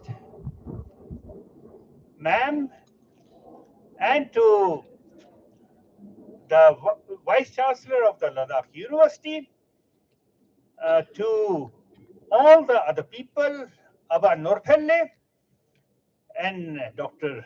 Northern Odzerle, Mr. Stanjin Dorje Ghyale, Ka Sonam Mangchuk, Gitanjali, each one of you, and all the students who have graduated today. It is such a great occasion to be here with you. You know, I have never been told that I should speak something, but it's an impromptu expression of my thoughts. First of all, I was so happy that you made it a point to come in your gonchas, sulmas, the traditional dress. That's the first honor that you can give to your own nation, to your own state, to your own culture. This is one of the important identities that we have to preserve. That is the first thing that I noticed. And I also noticed the lovely designer sulmas that the ladies were wearing. And the gents were not far off. That's great. In my earlier days, it was a simple thing at all. You know, anybody could stitch it. But no, not your dresses. These have to be designer ones, and these are special. And you have given honor to this occasion. 27th of October 2021 will go as a day in history that would mark a different approach to education. I have learned a lot from Nono Sonam Mangchuk. He's a great encouragement to the oldies. The younger ones are always there, the greenhorns. But we, we are sort of ossified. We don't change so easily. But you have been an inspiration every time I listen to you and listen to each one of you. And what a lovely dance that you gave a performance of, Ma'am Gitanjali. It was graceful, dignified, lovely, so beautiful. I wanted to say an encore to that, but I'm not the majority here. The boys and girls have to decide. But lovely, it was a lovely occasion. Then I was also rather, surprised to hear of all the nomenclatures that you have given to degrees. You know, every degree is such a innovative name that it has. The titles, uh, uh, something to do with the ice tuba, but it has all the adjectives and prefixes and suffixes, and that's originality. That's not the run-of-the-mill thing. And that was wonderful that there is a creativity even in the certificates that you hold. I don't think so that anywhere in the world you would have such strange degrees and certifications. Uh, uh, and I think you would agree with me. These are typically Sonam Mangchuk style. He is an innovator even of the grammar that we use. Um, I hope you are another Shashi Tharoor. But it has been a lovely occasion. The dances were so perfect. And one thing that I observed with the dances were not the 10,000 rupees or 15,000 rupee dances that you can buy. These were the smiling young faces that had enthusiasm, that had energy, and that was something so different. Otherwise, we see those same faces. I remember every face that is in the dance group. So many times that I have been there. But this was so different. Every young woman or a man was a smiling face with the teeth being so evident. It was so lovely. Thank you so much, boys and girls, for the lovely dances that you performed. And the rock stars, oh my goodness. You brought in all the shoes and everything and the style of standing. Um, the body language was something that would go all over the country and would be accepted. Nobody would think that you were mountain goats sitting somewhere and doing a Bombay style performance. Wonderful. Thank you so much. And thank you for everyone. Thank you for having called me. Anything with education, anything with culture, anything with Ladakh, anything with the values that we hold is dear to me. Please, one thing, that this is not your final day. This is the first block, the first day that you begin your life with. Never think that you have accomplished something. You will not accomplish even till you die. It's I often boast about some of the readings that I do. I try to, and this year, because of the pandemic, thank you, pandemic, thank you, COVID, that I could log 42 books beginning 1st January this year. Trying to read one book in the morning, something serious because the mind is fresh, something lighter in the afternoon, and the lightest in the evening, because by the time the brain doesn't get much. But please, if you have a certification in ice stupas, do not leave any stone unturned till you are an authority on ice stupas. Sonam Mangchuk is not the final authority. He is one person who has been a catalyst in your life. You are an original person born to be you, not a clone, not somebody's copy. You could be a far larger, a father figure in ice stupas than he is. But he has led the way. He has given you the incentive, and he has been the catalyst. Go further till you die. That's the challenge. Ladakh is going to remain here for centuries. You might be here for the next 60, 70, 80 years, but those 60, 70 years should count in the eternity of Ladakh. Blessings to each one of you, and thank you, gentlemen and ladies, for everything and the lovely occasion that I've had. Thank you, Julie. Thank you, Kale, for your wonderful words of encouragement. As you have rightly said, today is not the last day. It's a day that you can commit yourself to take a new step and grow stronger in your life. So, next, I would like to request Ka Sonam Mangchuk to please facilitate Ka Eleja Gegan. Ka Sonam Mangchuk and Ka Eleja, please, once again to the stage.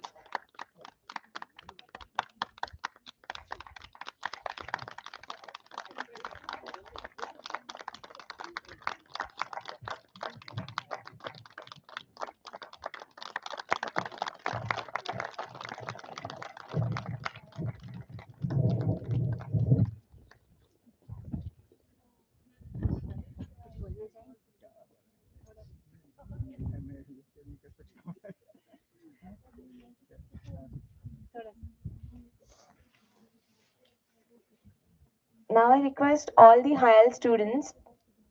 Okay.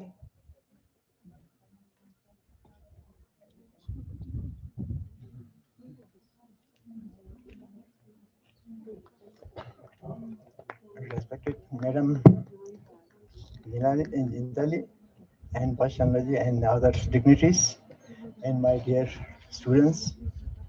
So, sorry, I'm not a speaker, I'm a worker. So, I will speak few words in Ladakhi. So, nghe sambe na nono ang chui samtik tarip jo nang nghe sambe mane nyun lo. Ka khong goma signal chukzane chi yotin phya nya le. बिल्कुल थंगसों जिगा खोने तो compact छुई जिक six थे टेनिस्टिंग ने ते ने दक्सा ई stage पे कले काओ खोने बिल्कुल तमन खोने ना यूनिवर्सिटी किसे खोने जिगा दस कावे ना ngata माने मन ngata ना लास्ट पा मन पा ngata फिरो मी समझी दिया ngai का जिक ले पा मन फिरो ने स्टूडेंट मन मंग पे जिक दुक ने ते थों गा मा हालेस खोने समझी ने 상매장 이야 스튜던트 상마 유아 때오인 까 미웨나 까슬 ngata na ngata na nga 자식 ngata 지가 last 조시 ngata stop식 선배나 요트나 nye 선배나 직세나 ngata 짱 impossible man metyak te ngata nyenche jino ngata no sonam angchuge misal ba zixte chalo khong nyampu danda cho mian ma innang nye samara kamasam khone 10% jok cho nang tebe jaste ngata thu mangpu ya ngata jiga ngata rokju nyenche sam kon ngata 요단 라메가 총연체죠. 가 공원에 대단히 가 이유 소라 나한테 가 릴레간 신디엘레 그냥 대단 아나 하자리 공원 스쿨 죽숙도 공원 스쿨 베나 공원 퍼센서 때 투어 당로 가만로 이숨 팔송 떠나 때 투어 공원 퍼센탄 돈 딱꼭 가족식 얄바 잔직 만 마스콜 간직 가족시야 때 스켈라 통세제 구시죠. 때나고 나노나 쪽에 이두 거라 공원 고마 생걸 주세 가베나 ngata thu mistoks kan ma ka mana phel song da chia cho sena teo khong se din khong ka ni kar le te man ina ta sa ngata misal mangpo du me misal chik jin no ngata yapa dorje no ta sa khorang khorang kam se de khong sam sik chigale awareness nyale de na sta te ngata ina yang thu man ngata ngi sa man sik mon ne iduk thu yala skang ding de du teo nga heran sa teo ngi sam sik tarif cho ngi sa mena nu ni no thank you sir.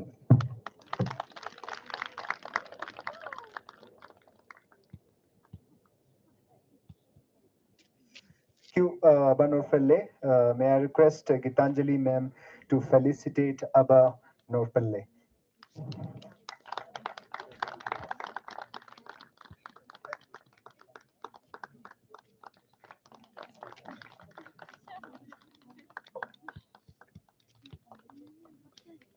Thank you. Now I request our chief guest, Dr. Vandana Shiva, to come on stage to share her thoughts and messages for our students.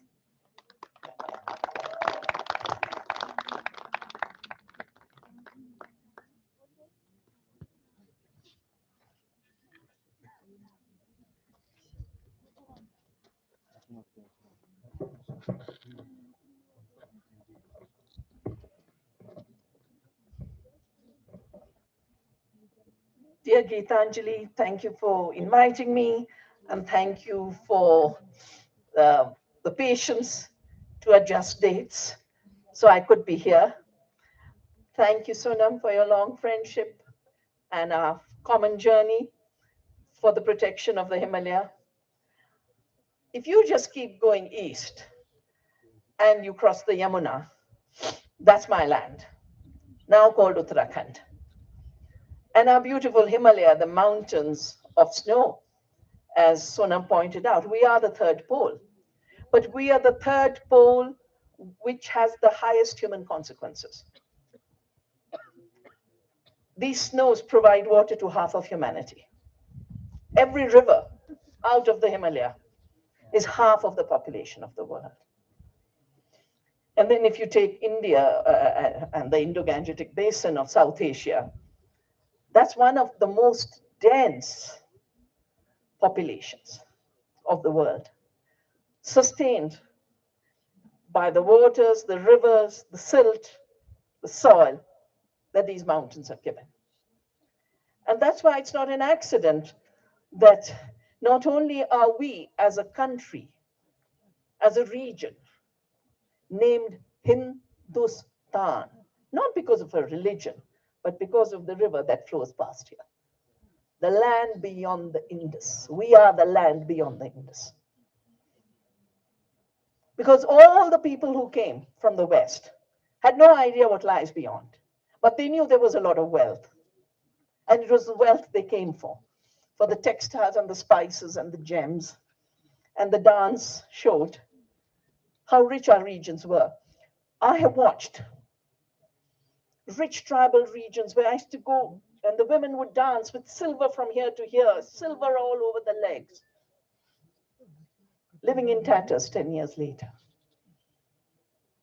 Because they had mortgaged their silver for urea, chemical fertilizer. My own ecological journey, my intellectual scientific journey begins with quantum theory, and that's why I'm so glad that HIAL focuses on contextual learning, because context is what matters. We are not individuals. We are part of the earth. We are part of society. So the idea that we are separate from nature and we are her masters and conquerors that came from a short 500 years of colonialism is at the root of all the problems we face today.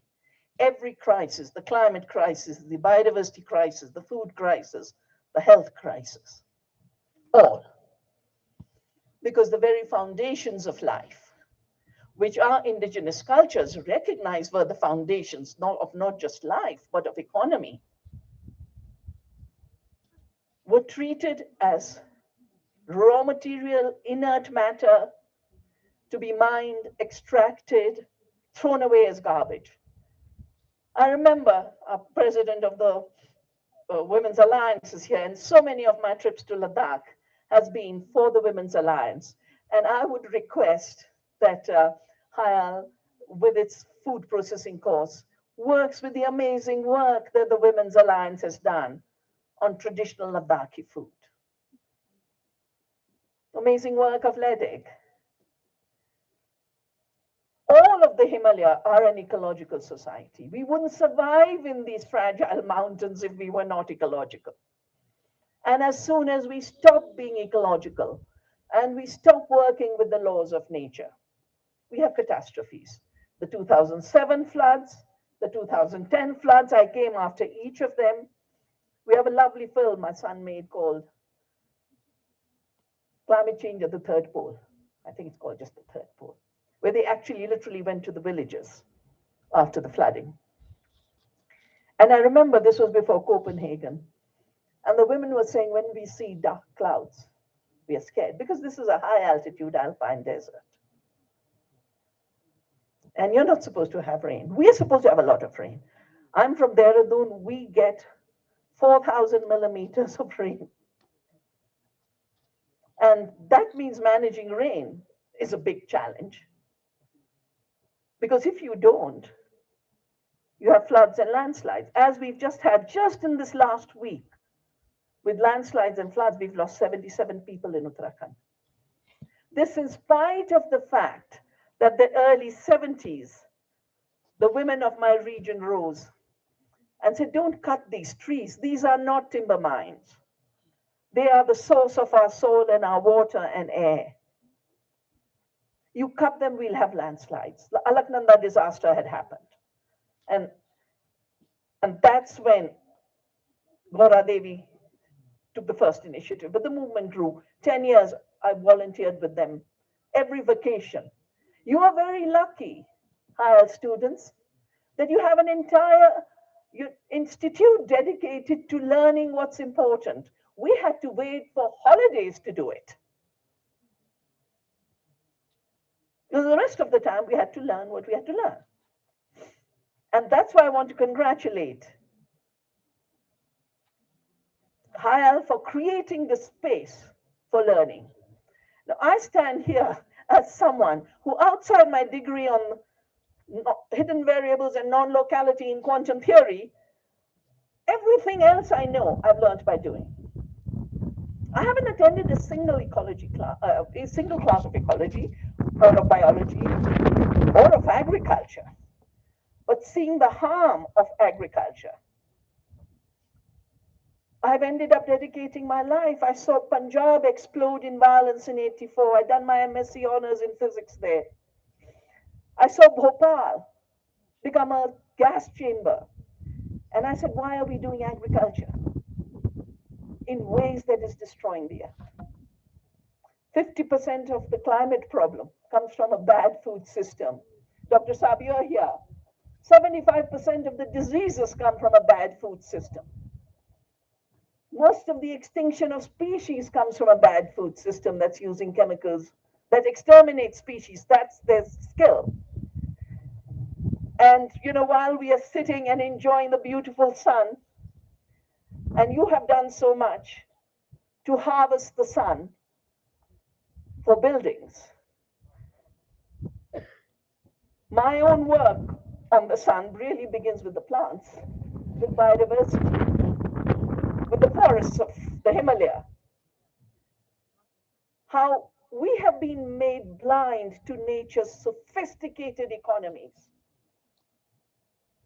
nature's sophisticated technologies.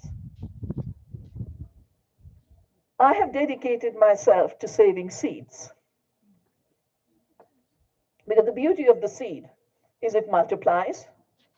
You know, no one seed says, I won't give you a future seed.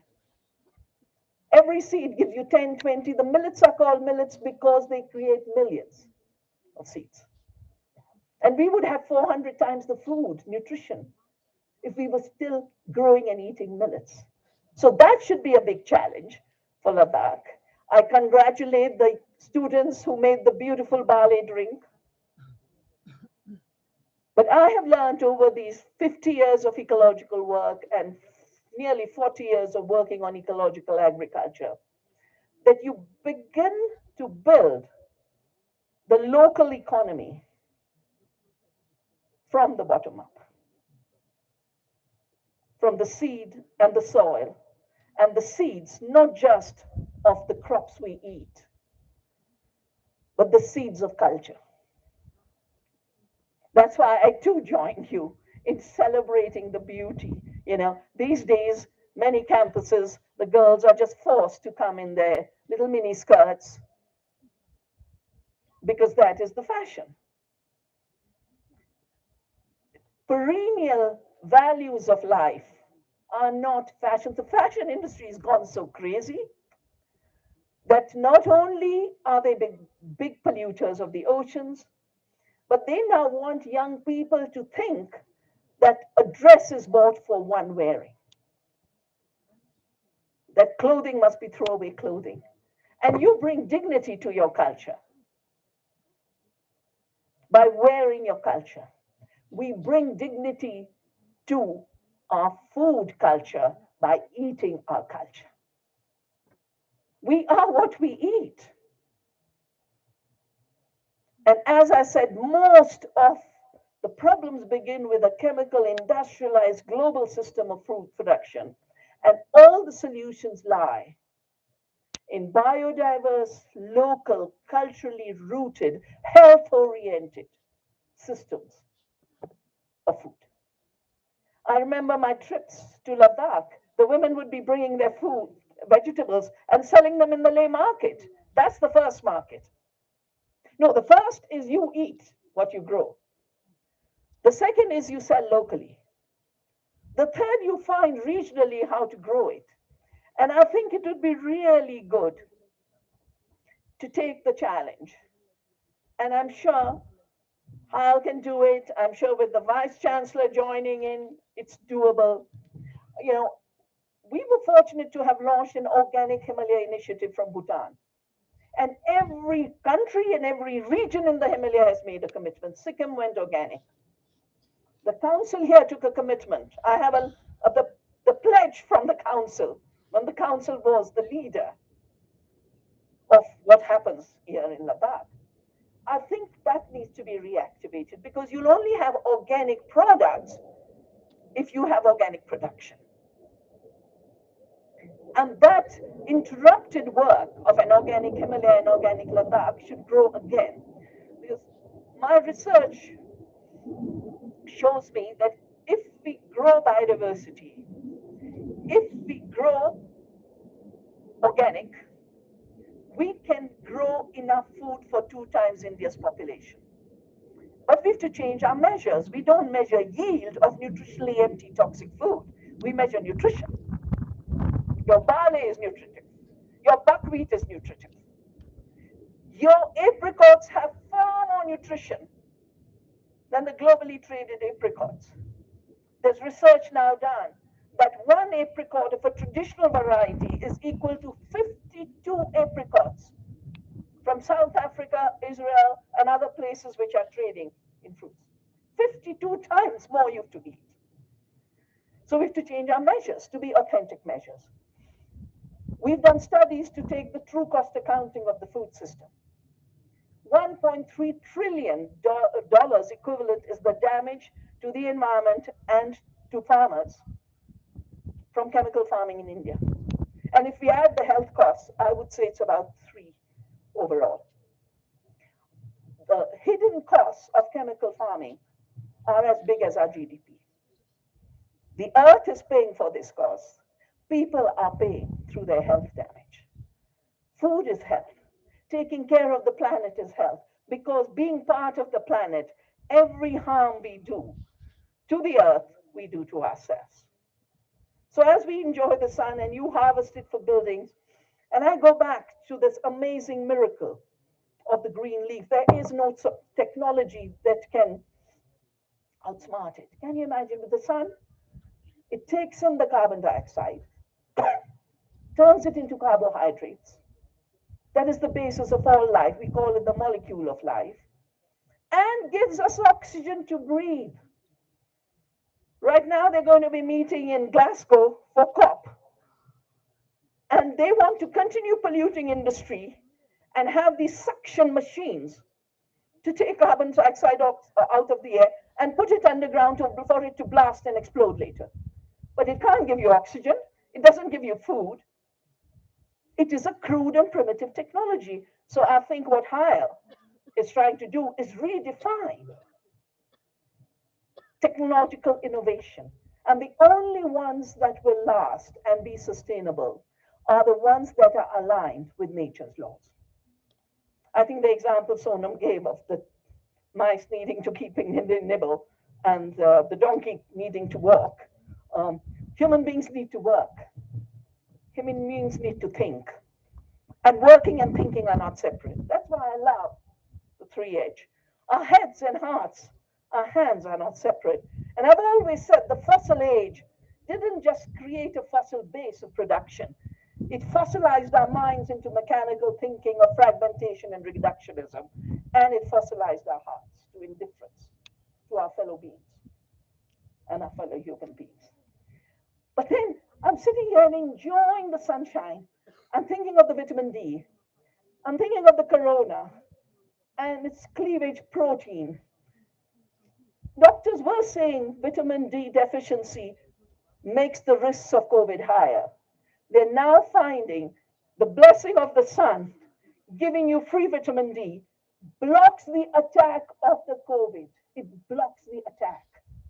That That is the sophistication of life that your generation needs to understand. The gems were in your traditional wisdom.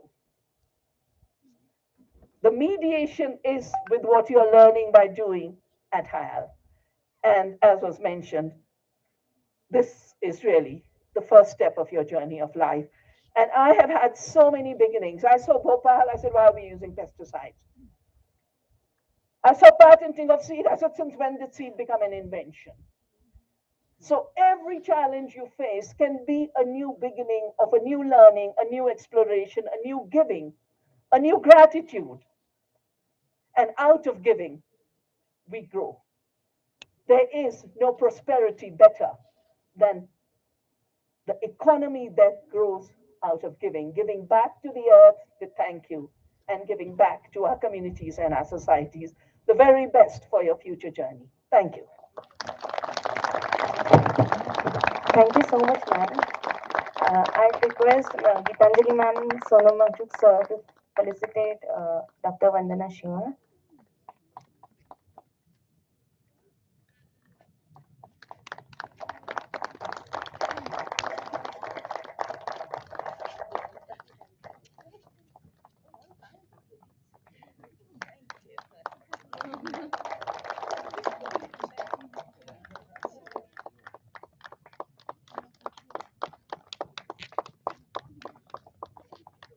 Now I request all the HIAL convocating students to gather on the stage for a photograph.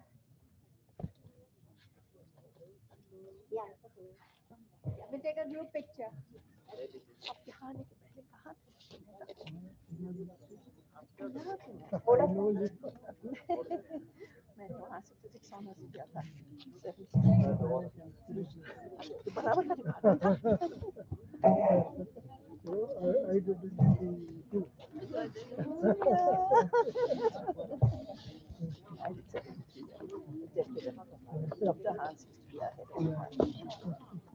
And the other day, I think she also had a person just retired.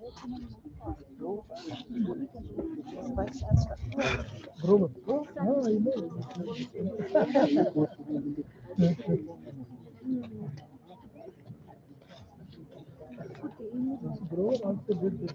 Almost 1 is here too. Now, may I request Mr. Chamba Sethan to come on stage to conclude this ceremony with a vote of thanks.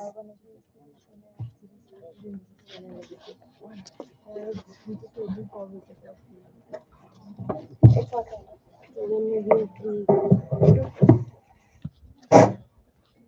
Julie, good afternoon, everyone. Myself, Chamba Chetan, part of the HIAL academic team, and I'm here to present the word of thanks for today's HIAL's first annual convocation ceremony. I'm glad that the HIAL team bestowed me with this honor. First of all, I would like to thank our chief guest, Dr. Vandana Shiva, and honorable guest of honor, Professor S.K. Mehta, for blessing us with your presence. And I would like to thank them on behalf of HIAL family for taking their time out of their busy schedule. I would also like to thank all other guests present here today. And out of all of us present here, students graduating today from various courses deserve the biggest thank you. So I want to thank all the people who directly and indirectly worked and helped to make this event a success. With this, I would like to declare today's ceremony is officially ended. Thank you, and Julie. So I would like to also request those students who join HIAL later on after their courses to take the legacy forward. And we will also have a photo session. Yeah, thank you. Yeah, so in the meantime, their stalls are there, chocolate bars and barley. Please do have a taste and yeah, encourage them. So the students who joined HIAL, please come on the stage. Oh no, we just come here and give them a round of applause because they help us to take HIAL's legacy forward. So Chuskit, Ankita, Sneha, If I'm missing somebody, nod on, please. Konchok, you already were there. Please do come. If I'm missing Setan, Aistupa, Nishant, please. A big round of applause. These are our students who joined us and in various departments, and they're taking HIAL's legacy forward. Did I miss anybody? Aaron stands in Urdu. Yes. Aaron is the backbone of HIAL's construction team now. So each one is taking an aspect of HIAL forward. Nodon is leading the women's leadership program. Ankita is going to take our tourism forward. Sneha is helping in many ways as a chartered accountant and also to design an experience center here. Nishant, who was a volunteer in Aistupa, then he was a student and now he heads the rehabilitation project of Kulum that I was talking about. Konchok has been a student of SECMOL who joined our leadership course and he's taking the alternative education thing forward. Aaron has joined HIAL, his construction team, and he's a very, very, I would say, a big support and the backbone of our team today. Sorry, did I miss somebody? Chuskit, where are you? Oh, she's... Okay, so Chuskit and Siring from the Helm team, they are here. Big round of applause, guys. Thank you.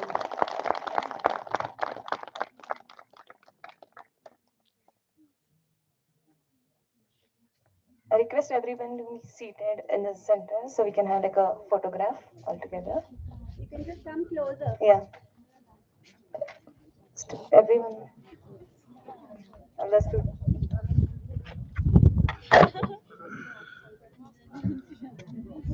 All the students are requested to come in the center.